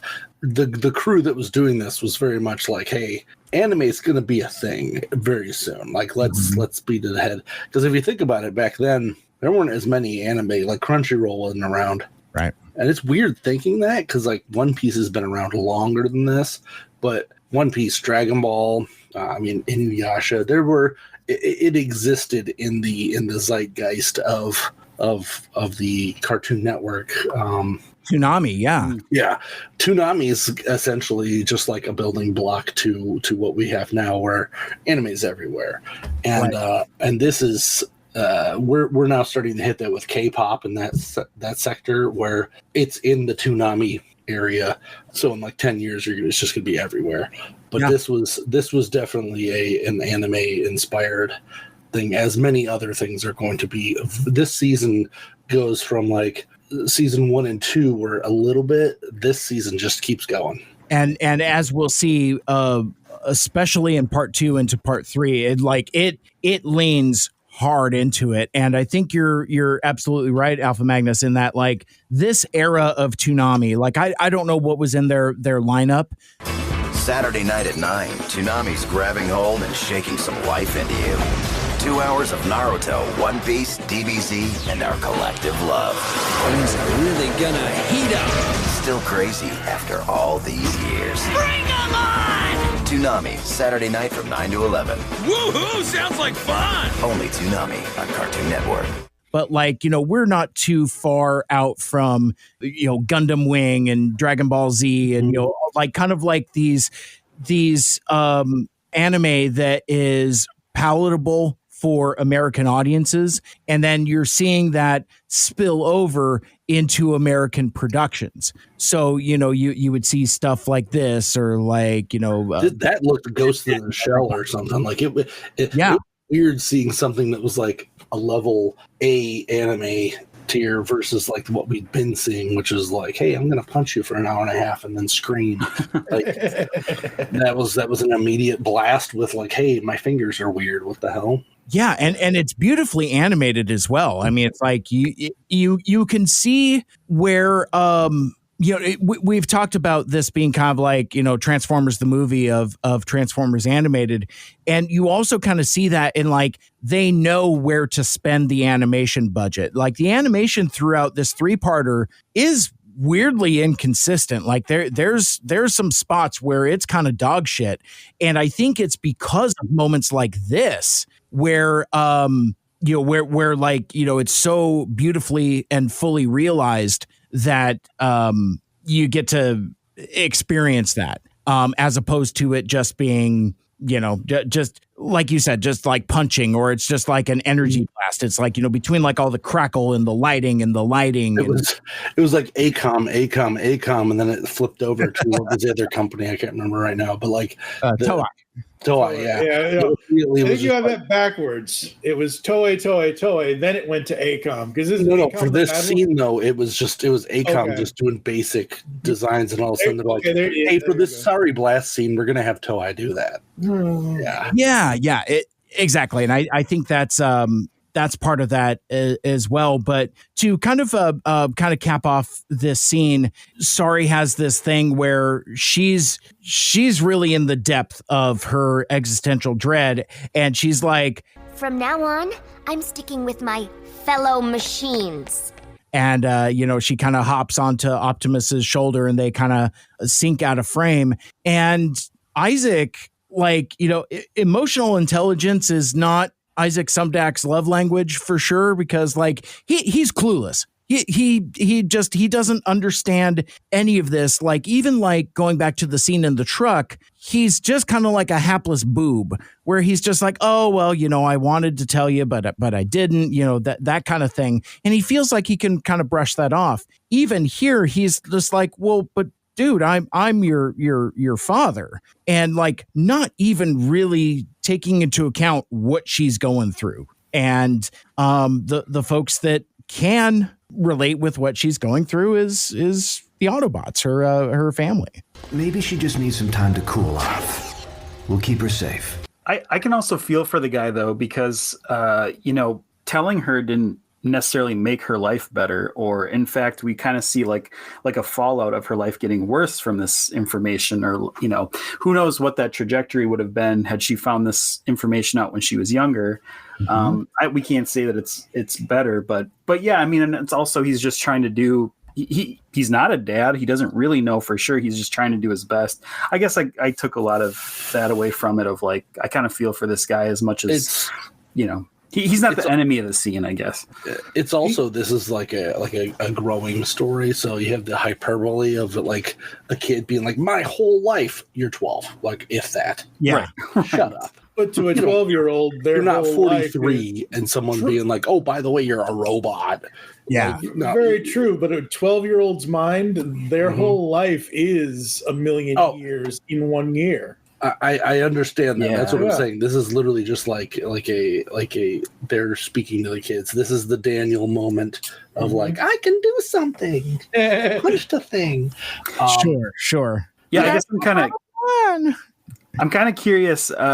Maddie B, if you saw this show, unlike us, you saw this show when you were kind of a lot younger than the rest of us.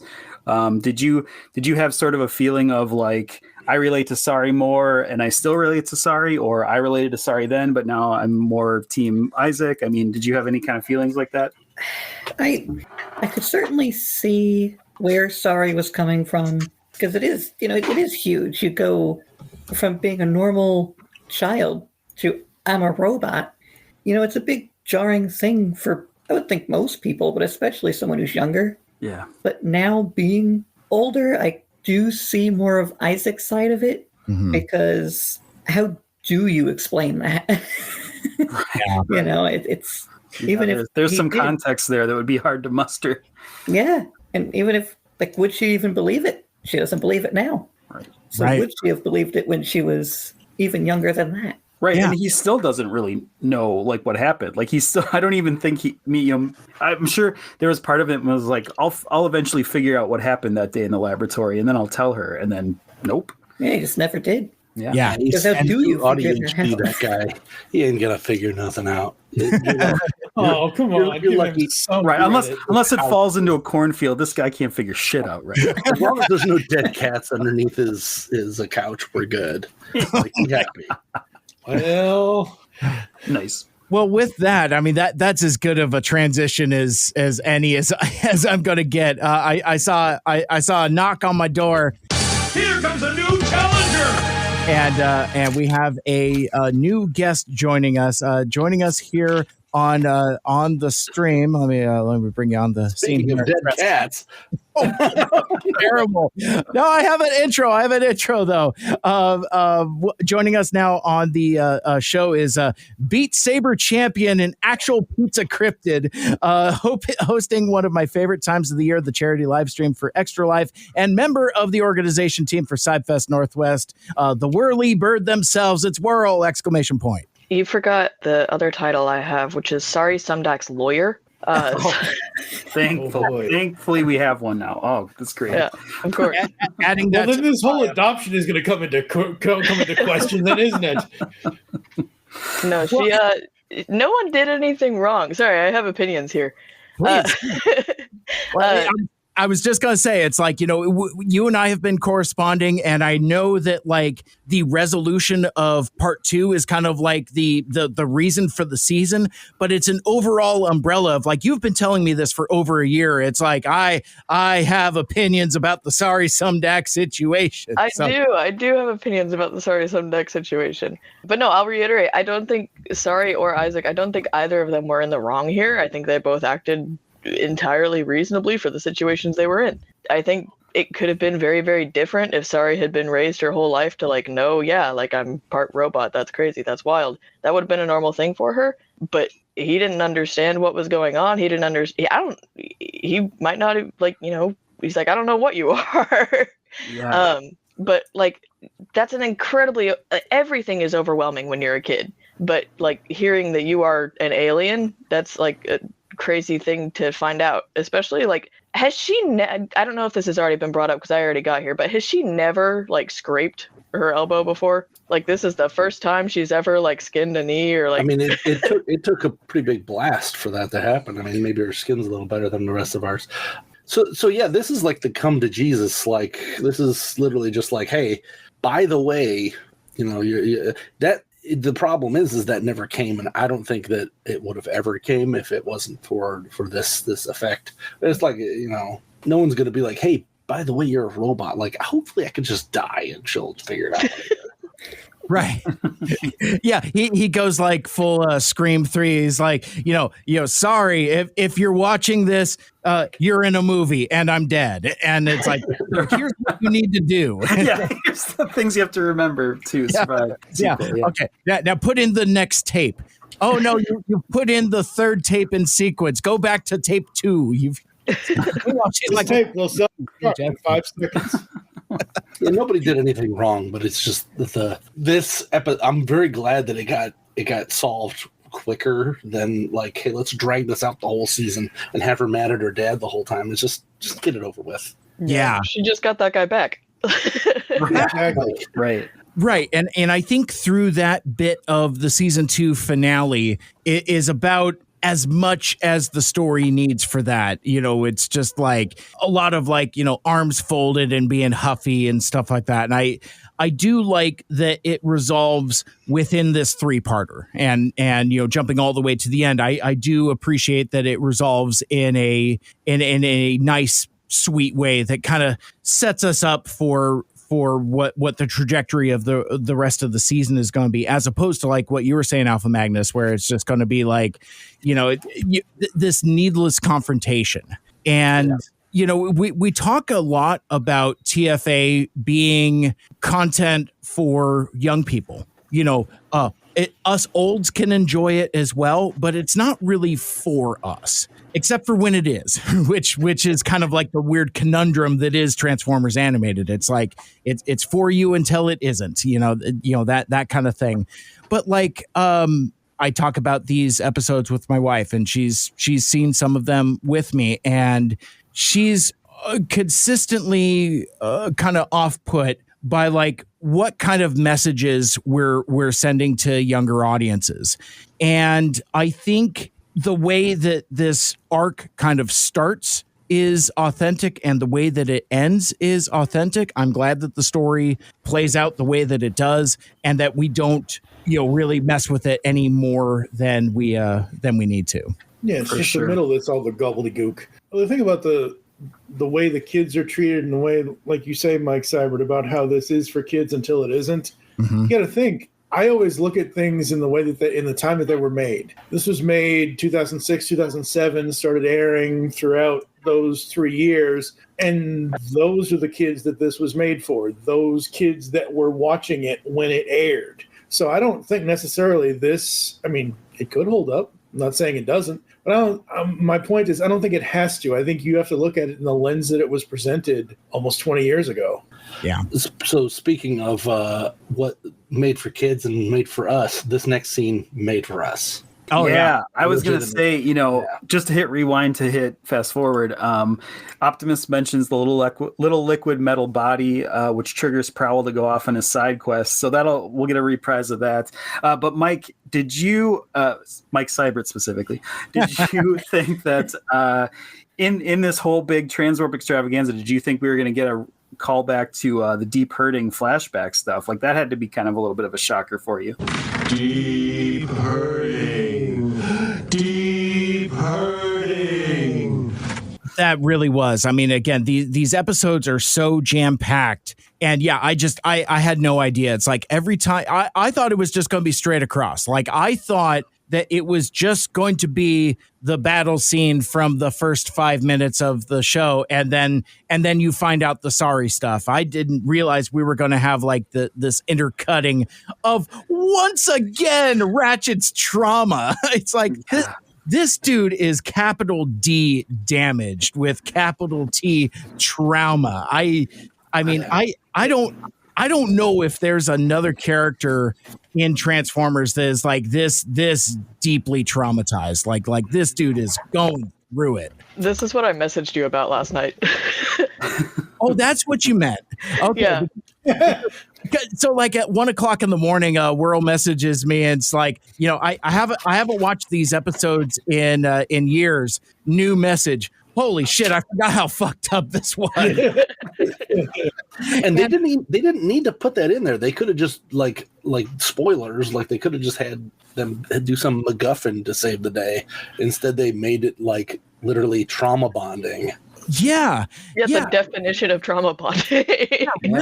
Literally. And it is, and it adds so much more depth and pain and trauma to the Omega Supreme stuff as well. Like now you go back to previous iterations, and one thing that is cool about TFA is it does reward rewatch. It's like, so now I understand why Michael Andrews is the serial rewatcher. So now he could go back to we can in canon with Two Mikes Too Furious go back to transform and roll out !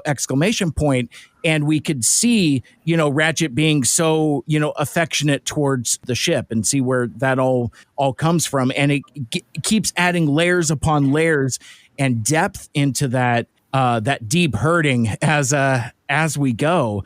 Deep hurting. But yeah, like you were saying, Michael Andrews, Ratchet is kind of examining Sari and says, well, Sari is basically organic, but her circuitry appears to be Cybertronian. This is where we get the line about he put Megatron parts in me, ew, which I think is kind of not great. You mean my dad put Megatron parts in me? Ew. But yeah, so we drift into the flashback, and I think it's here where Bumblebee and Bulkhead decide to go to the mine and look for space bridge parts or something like that. Yeah, everyone gets a little side quest in this. I like that you almost called him Blunkhead. I did. I was like, Ombaclot? What's happening here? Yeah. But yeah, so right, we get a little another side quest for them too. I do want to mention too in the flashback, that kind of scene of RC's head taken apart with all the wires coming out, that haunts me from this show. That's like a visual that I don't want to think of when I think of Transformers animated, but I do. It's so cool. That's literally a Ghost in the Shell, right there. This is one of my favorite RC backstories because just the concept of hey, we brought in a teacher to our intel department to teach this robot how to be a mass murderer.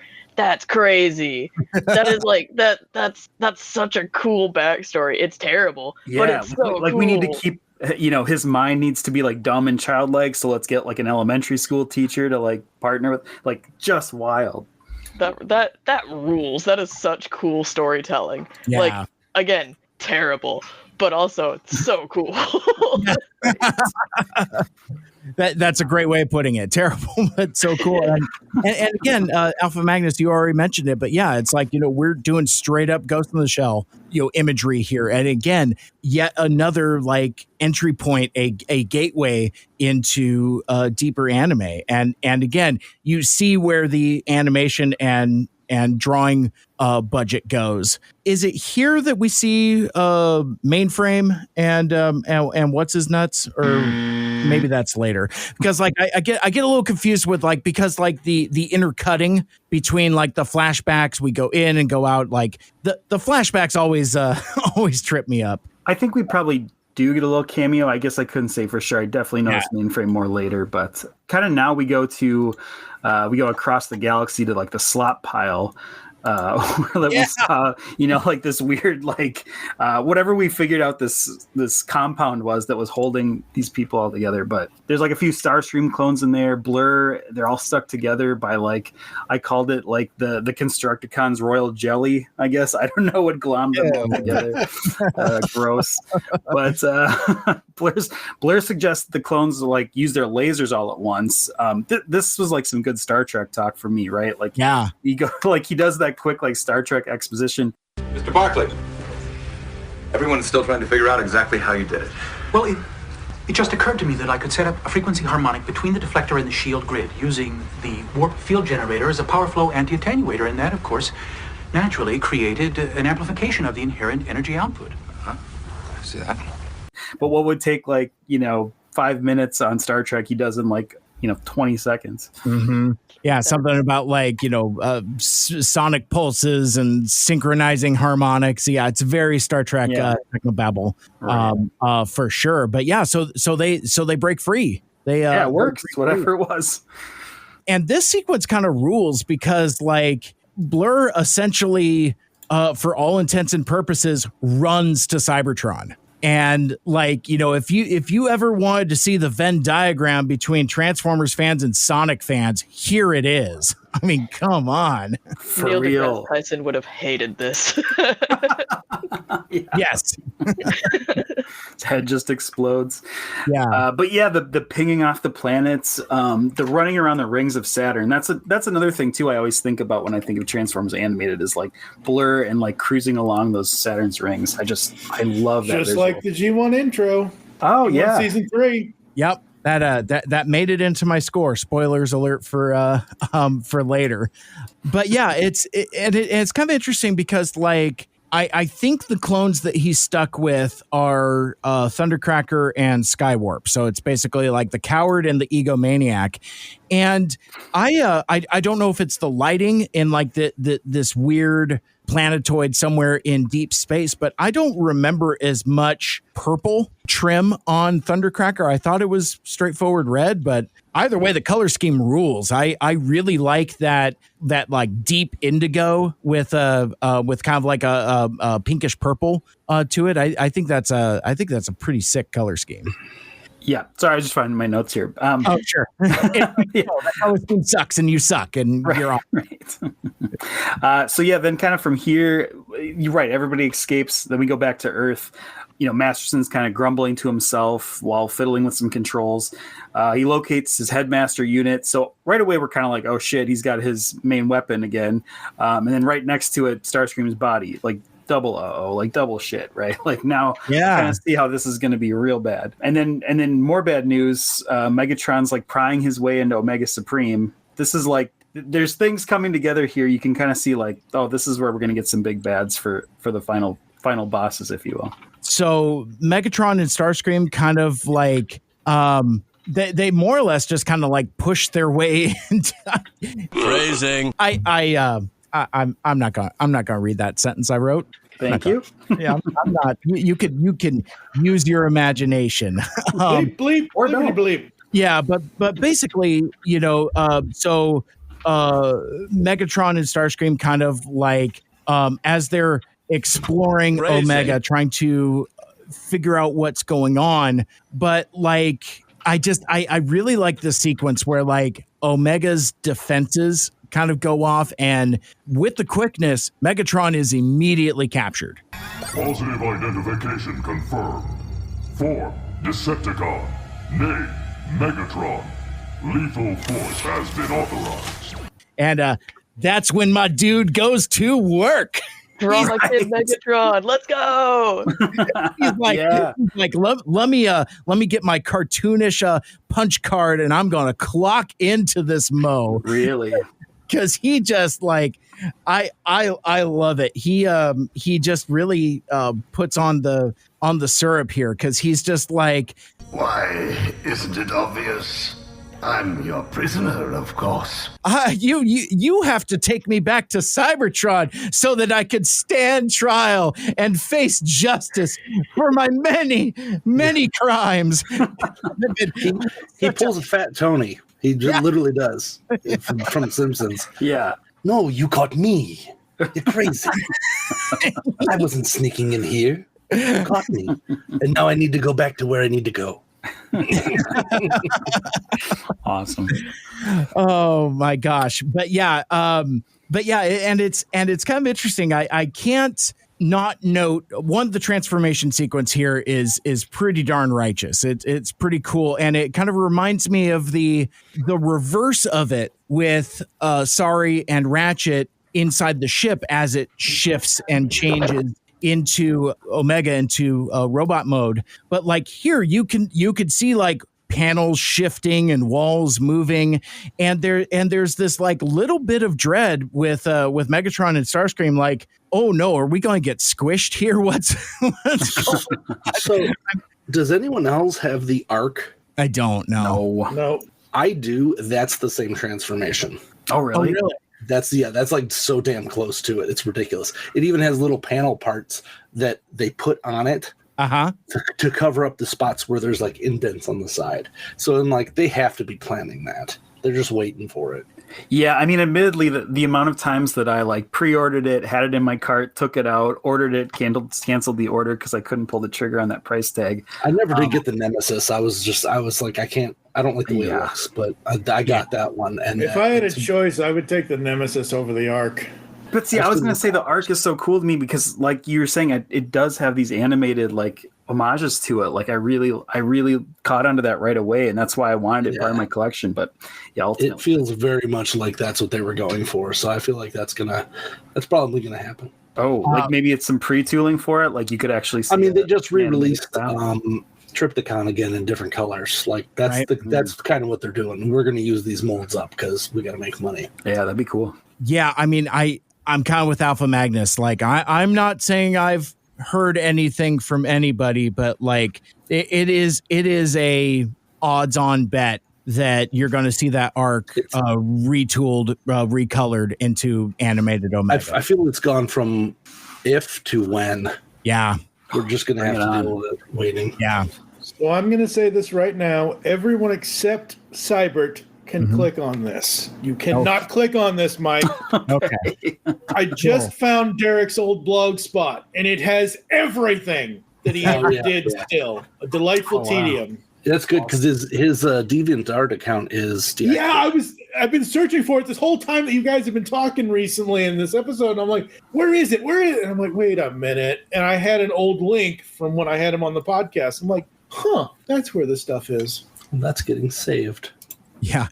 Well, one last thing I want to leave on this this sequence where the ship Omega kind of transwarps away. It gave me some serious Star Trek Discovery vibes. Like it's like, oh, we're just going full black alert here. It's like it almost kind of, it doesn't quite do it, but it almost does it, and I thought that was kind of cool. Yeah, it doesn't do the flip-flopping inverse stuff, but yeah, it definitely does. Definitely has that popping around the galaxy feel. Yeah, absolutely.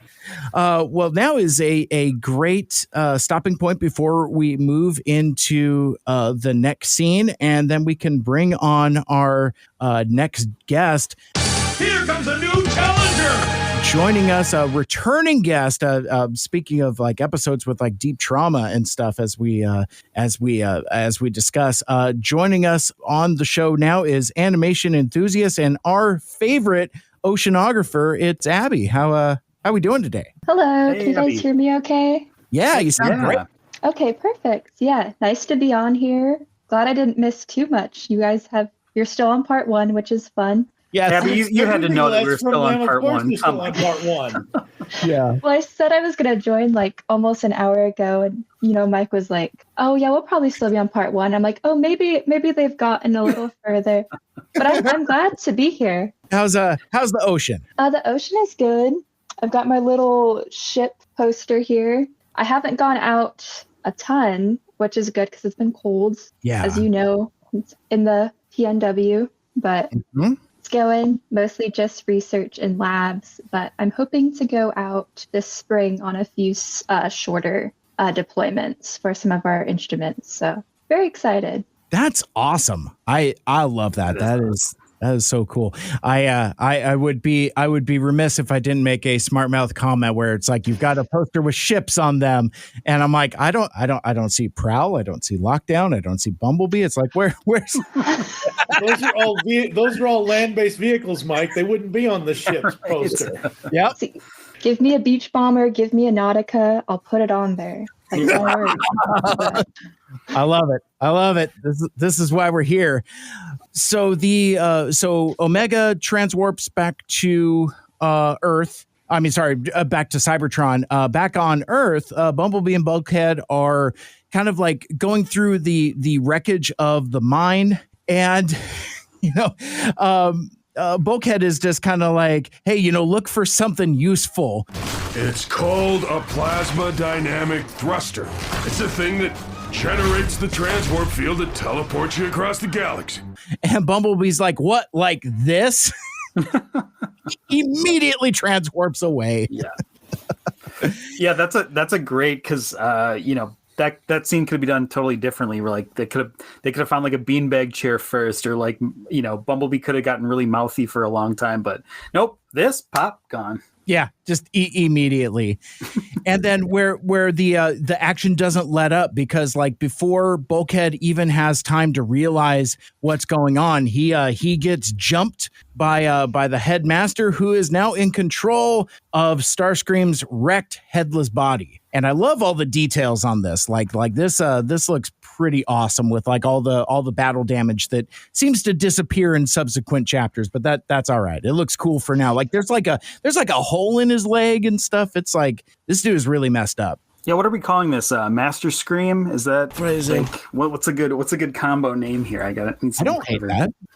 I mean, I will not ship that, but I'll allow it. Yeah, I guess that name could have other connotations for yes. I think Star Master's a little too cool. Yeah, definitely for that, right? Yeah. Now you want to save that for like something that's actually rad, because that's a rad Transformer name. Actually, I really like that. Screamer. Phrasing. We're gonna move on. We're gonna move. Brain, you idiot! Not the wow, Mike. Yeah. Look who lives in the gutter. I'm coming out. Phrasing. That's where I live. That's where they deliver. Still him. Where my mail goes. All the rest of us are pious and have never said anything like that at all. It's just Mike Seibert. Yeah, that's right. It used to be that's what we would have guests on for, but I've now become afflicted.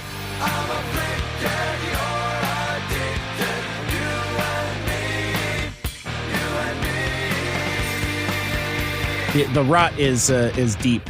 Ever since that last Lita episode, we can't recover. We're permanently tainted back after that. It's coming back. So this fight is pretty cool, actually, between Bulkhead and Starscream under control of the headmaster. And I like that it's Bulkhead, because anytime, I mean, like that's like a classic rivalry, because Bulkhead more than anybody else knows how dangerous the headmaster actually is, and has enough of a grudge towards it as well. So it adds some extra credence to it.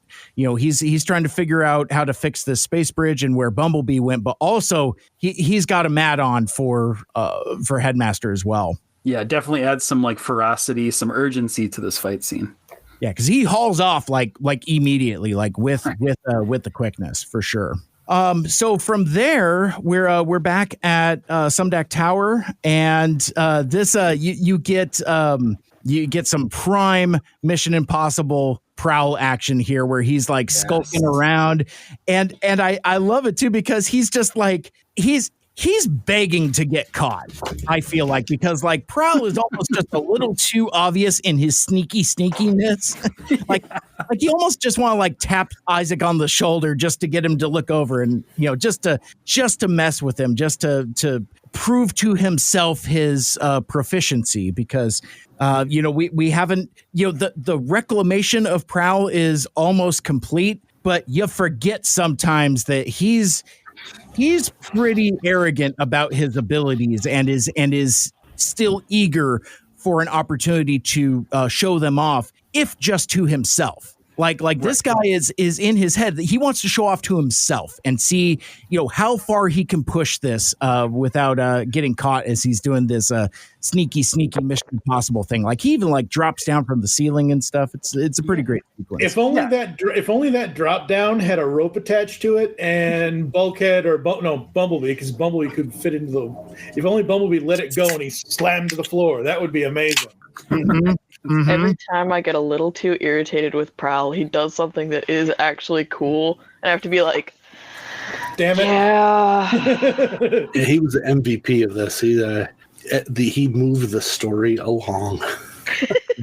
Yeah, that's a really good point, because we're kind of, you're right, and we're in a spot in a story where some plot needs to happen, because we've had like big reveals, but we got to get this thing moving. So with Sumdac trying to, he's like talking to himself and trying to figure things out. Oh, sorry, it's not like I withheld the truth out of spite. I was merely trying to protect you. That's what fathers do. Protect their daughters. And back at the base, you get this kind of awkward and difficult exchange between Sari and Ratchet, where Ratchet just kind of wants to do an examination to figure out the depth of her robot aspect, but then Sari just like pops off and says like, "Back off! No way am I letting you slice me open." Which is like, first of all, pump the brakes. Nobody's talking about like chopping you open. And then she's like throwing in some like casual ageism in there as well. And she was such a little shit. Yeah, she is like. I'm sure you were a good medic once a long time ago. I was like, damn, girl, leave him alone. But that's totally their relationship this whole show so far, right? Because like she's had the key and she can do all this stuff like really fast, and Ratchet's always like this old school, like use this rusty scalpel to cut stuff up. Like she's admittedly she thinks like you're completely outdated. She thinks in a way she's like being polite to him because he's totally obsolete in her book. Well, and from here you get a Michael Andrews favorite. You get a real tender moment here between we talked about that dynamic and relationship between Ratchet and Sari, and he levels with her. He's just like, hey man, I don't pretend to fully understand humans, but from what I've seen, being a father is far more than a simple organic bond. It has much more to do with a spark, with the heart. To which fucking just, Sari just coked up on red vines and just that existential dread is just like, oh man, what if he didn't give me a heart? She has the realization like, and she goes through this at every step where it's like, okay, cool, I'm a robot. I can accept that. But wait a second, there's Cybertronian stuff. And then as she's reconciling with being some kind of techno-organic cyborg thing, it occurs to her that she might not even have a heart, and that is pretty devastating. Yeah, it's brutal. Yeah, and I really, to your point, I really like Ratchet's kind of delving into Prowl's category here, talking about like human families and what it means to be human. Like he's picked up on Prowl's stuff here a little bit. But meanwhile, back in the flashback, deep hurting. And I think this is where we start getting like Mainframe shows up here and like that other dude, and you get like you've got like the exposed RC head and the open spark surgery, and we're really getting into it now. But like, we talked so much about Ghost in the Shell. This is imagery that was, we've talked so much about the movies informing the cartoon, informing the movies. We haven't necessarily touched on like the comic books a lot. And this this image of RC with the open spark surgery, I mean, that is a classic ass Alex Milne cover from the infamous, notorious Spotlight RC issue. And that was published in February of 2008. So a year before this. So wow. It could be one of the, I think in Transformers, I don't know if there's as much as like lifts and swipes as it is homage and coincidence. No. Well, wasn't the Blur also IDW inspired, or is that vice versa? Oh, that's a good question. I don't actually know, because that character design, you're right, AlphaMagnus. It is very IDW-esque. We also skipped past it, but he's also essentially Sonic the Hedgehog, because Blur was never really fast. He just talked fast and then made like crappy Blur lines. But yeah, it's in that scene actually when he's running, he jumps off of stuff like Sonic would. He's got to go fast. But yeah, it's definitely. We're topical now. Exactly. Was there a lot of like Sonic stuff popping off in 2007? Oh yeah, Sonic's never really stopped. It's Sonic, now with the movie though, he's just gotten bigger. And Sonic and Ninja Turtles somehow revived themselves in the last couple of years. So. Which is good. They never really stopped. Sonic just made some really questionable games. Was it 2007 that they made that really weird one where he's like loving a real woman? 2006. 2006. I remember this. Well, it's the weirdest thing I've ever seen in my life. Wow. What is it? Send me the link. I'll buy it. And, of course, just look up Sonic 2006. It was called Sonic the Hedgehog. It's the weirdest game though. Like it's like they're like, hey, Kingdom Hearts is kind of big. Let's make a game like that. But it's like the Hedgehog. You can't love that woman. It's Howard the Duck is what it is. It's Howard the Duck, but with Sonic. That's all. Michael Anders, we're gonna bonk you on the head and send you to jail. Yeah, right. You want go to jail? Go directly to jail. Yeah. That's how you get off. Michael, I'm sending you the link. All right, thank you. Don't send it to my work computer, please. Oh my God. That's on you wherever you open it. That's your fault if you open it on your work computer. Shout out to Optimus Prime's browser history. Good Lord. Yeah, we've heard Blur speak, have we not? Yes, we have. Yeah, it's very much a Moshida. So everybody, no, it is. No, it literally is.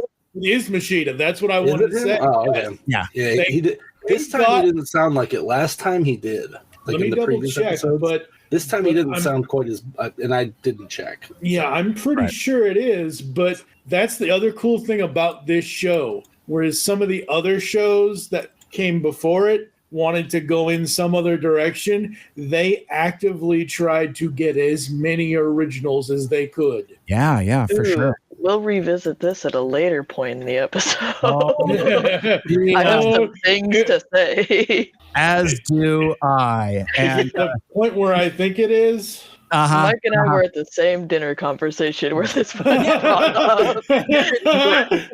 But like it's here in the RC flashback where we learn the secret about like the codes and the creation of Omega Supreme, and we learn that that UltraMagnus seems totally okay with war crimes, and it's like it's kind of like the only way to win. And it's you get a cavalcade of cameos here where it's like, because like at like each progressive flashback you learn a little more. It's like you learn about Project Omega, and like it's this kind of like doomsday weapon type of thing. And one of the things that kind of startled me a little bit about this as well is that it appears that they're working on other Omega robots. So it seems like the implication is like this program that we alluded to earlier, where basically like a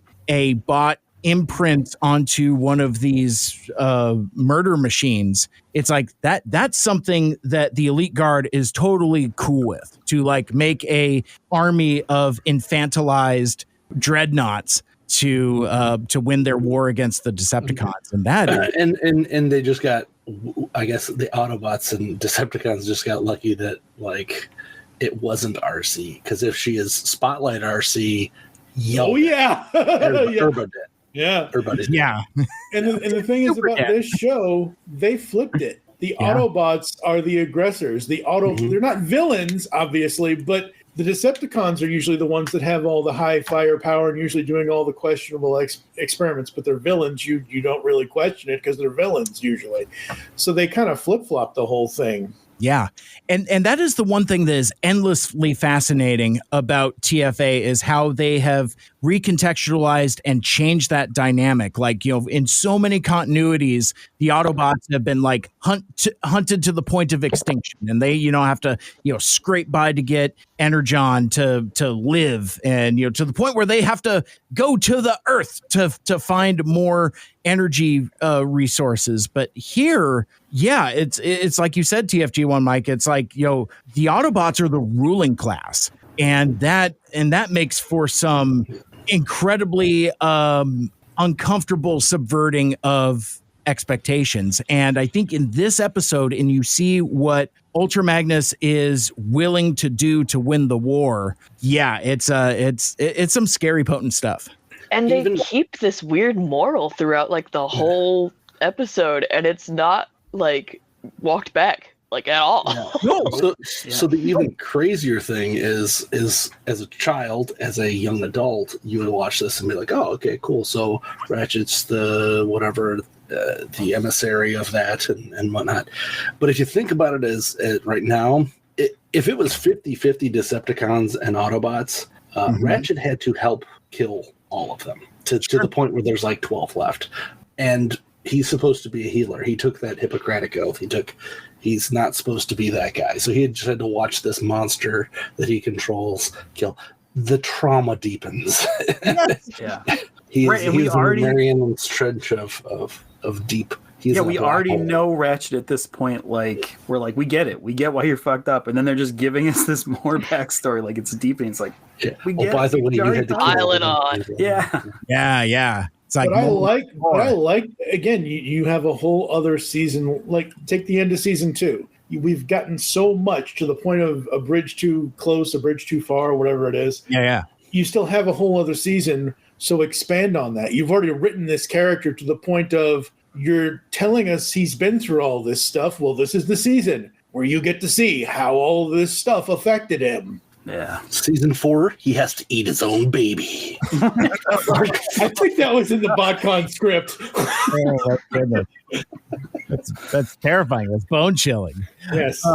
So to and we'll litigate more of the depth of this trauma as we go through into the conversation. But rounding out part 1 here, this and again, you love a tonal whiplash. Because it's like, Ratchet gets snapped out of the flashback. Prime tells Ratchet that he can't contact Bumblebee and Bulkhead, and Ratchet goes to investigate. Meanwhile, Optimus decides to try to play matchmaker here and really tries to help. And there's nothing more satisfying than watching a character that is hopelessly dense just not get it. Just consistently not get it. Because, Optimus, to his credit, he's trying to be as covert as he can. He's like, hey, let's go to the checks notes Burger Bot, where they serve burgers at the Burger Bot. And you can get delicious vanilla milkshakes that happen to be Sari's favorite at the Burger Bot. And we will be leaving in exactly 10 minutes to go to the Burger Bot. It goes for so long, too. Yeah. And David plays it so well as the robotic Optimus Prime that he is. I think we should run out and get you some human fuel. Yes. What say we go to the Burger Bot? Yeah, it's got that automated, phone answering service, right? Yeah. Of the Burger Bot at 2 p.m. at it's so great. It's so the sequence is so extended for no reason, but it's done so well. I love just the Isaac just sitting there going, why is he telling me all this? I don't get it. And he does that for a minute. Yeah. Even the other characters' conversations are going on, and you can still hear it in the background, he's still doing the Yeah, it's like, oh man, how are we going to rescue our friends and repel back the Decepticon onslaught? And Mikel's like, Burger Bot. and meanwhile, on the flip side of the equation, Sari is just completely impatient. And she's like, Hey, I get it. We're going to Burger Bot. Much sooner. So, are you going to turn into a trucker or do I have to walk? Like, what's wrong with you? Did not need the Pacific time, but thank you. Yeah, got it. Masterson had to have been like, is this guy on my side? It's like, yes, we will be leaving at 10 o'clock a.m. Pacific Standard Time. Please do your own time zone conversion. So I was just going to bring that up, you asshat. At the Burger Bot. That's right. Any longer, he would have had to start talking about the car's extended warranty. Oh my goodness! So they go. They go to the titular Burger Bot, and I like that for as extended as that other sequence was. This ruse does not last long. Where it's like, and I don't. Hapless boob Isaac Sumdac, I don't know if he just happened to be coming around the corner when they got there. It's like, Oh, he was. He was already there. Okay. No. I'm making a joke. He's like standing at the corner, like, okay, she's gonna be here. I'll walk really, really casually. It's like, is that them? Is that them? No. That's just another red fire truck in New Detroit, because those are everywhere. Why is that rolling with a SWAT van? That seems weird. Oh, Captain Fanzone, hey, that kind of thing. But yeah. So this confrontation is awkward as you would expect. Please do not be angry with Optimus Prime. He is only trying to help. Nice burger. What'd you do? Make it out of some spare parts you found lying around the parking lot? But no time to talk, because here comes the headmaster again. Right, he almost like saves it from the awkward moment. Like, you're almost thankful he shows up, because it's like, oh, thank God, this is going to get really weird. Before we pass it, I want to bring up, because this is one of my favorite bits in the episode, was Sari being really mad and being like, he thinks he can win my affection with a milkshake. I'm still going to drink it. But I'll take it just to prove I'm still mad. Just to win one over. I think that was like the funniest bit. Not the funniest, maybe, but one of my favorite bits in this episode. It's pretty gross. So in character for Sari, right? Like, that's something we definitely know about her at this point. It almost works. And she's just cranking on this milkshake, and even Optimus is like, I'm afraid I don't follow the logic. Well, I mean, I don't get it, but play on, player. That's fine. You do you, homie. Because Isaac's like, I brought your favorite vanilla milkshake, and she's like, fuck. God damn it. I didn't know you were going to open with that. Yeah, exactly. It's like it's hard to stay mad, but I will find a way. Sorry. Okay, headmaster. Yeah. Well, and come to find out that there's been, from Masterson's time living in Sumdac Tower and presumably working and doing God knows what else. He's got the phones tapped, so he's able to intercept this transmission. And I would almost like to see a cutaway of Masterson being impatient as he's piloting the headmaster unit, being like, okay, I get it. They're going to the burger bot. I get it. And being so far ahead of the curve, he just like beats them there. So it's like on one corner, Isaac Sumdac is like trying to hype himself up. He's like, oh man, when Sari gets here, what am I going to tell her? On the opposite corner, Masterson's like, okay, man, well, now I'm going to get my revenge on. Oh, there goes another red fire truck. Is that them? Random 16-year-old burger bot employees inside, like, what are they? What's that guy doing out there? Is that a transformer? Yeah, right. It's just Marky Mark Wahlberg. Oh shit, bro! I think we found a transformer. Hand me my alien gun. But it is time for Operation TOT. Total ownage time! Exclamation point. And with that, we close out part one. And so, Michael Anders, as we complete our coverage of part one, let's kind of close out with two of our favorite segments. We'll first briefly go through Mike's G1 score, and this one, it's I got to bring in my dude K2SO for this one because it's high. It's very high. Yes. I gave this guy an 8.8, and awarding points for all the characters, Cyclonus, Brawn, to say nothing about Judd Nelson as Rodimus.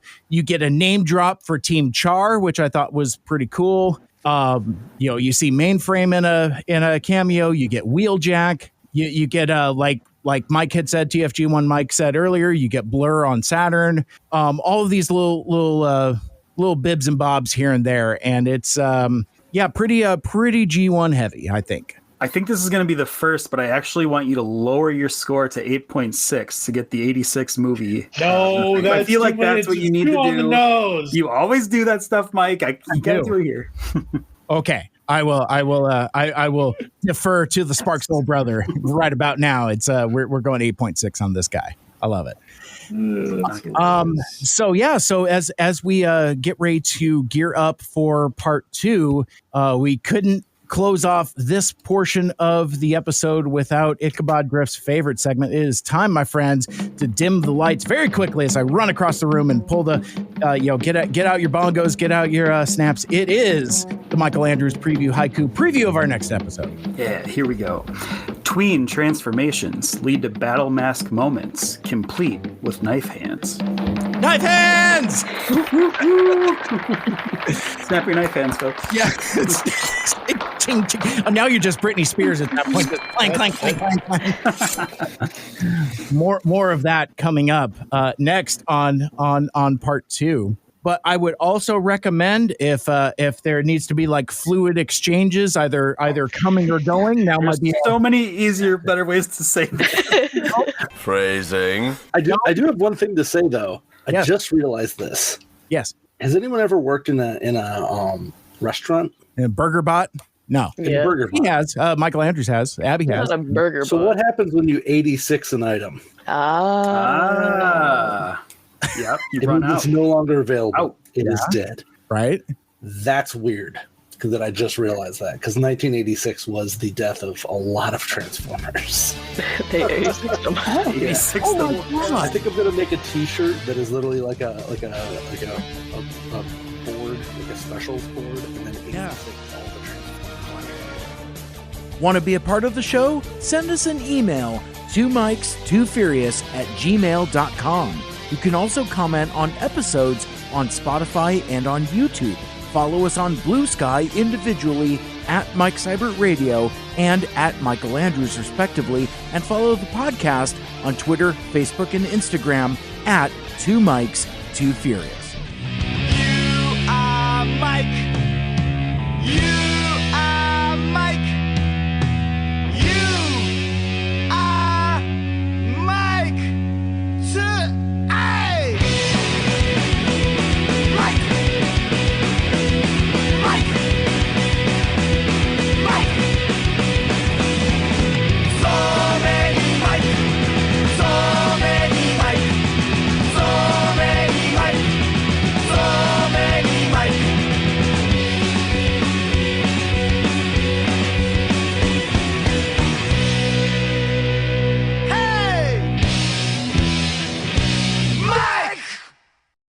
Does anyone need Lockdown, the current one that's out? No. No? Okay. He's not animated enough for my taste. Okay, just making sure, because I just saw like 10 of them at a store yesterday. I'm like, what the hell? Oh, wow. Why are there so many lockdowns and filches? It was weird. Yeah.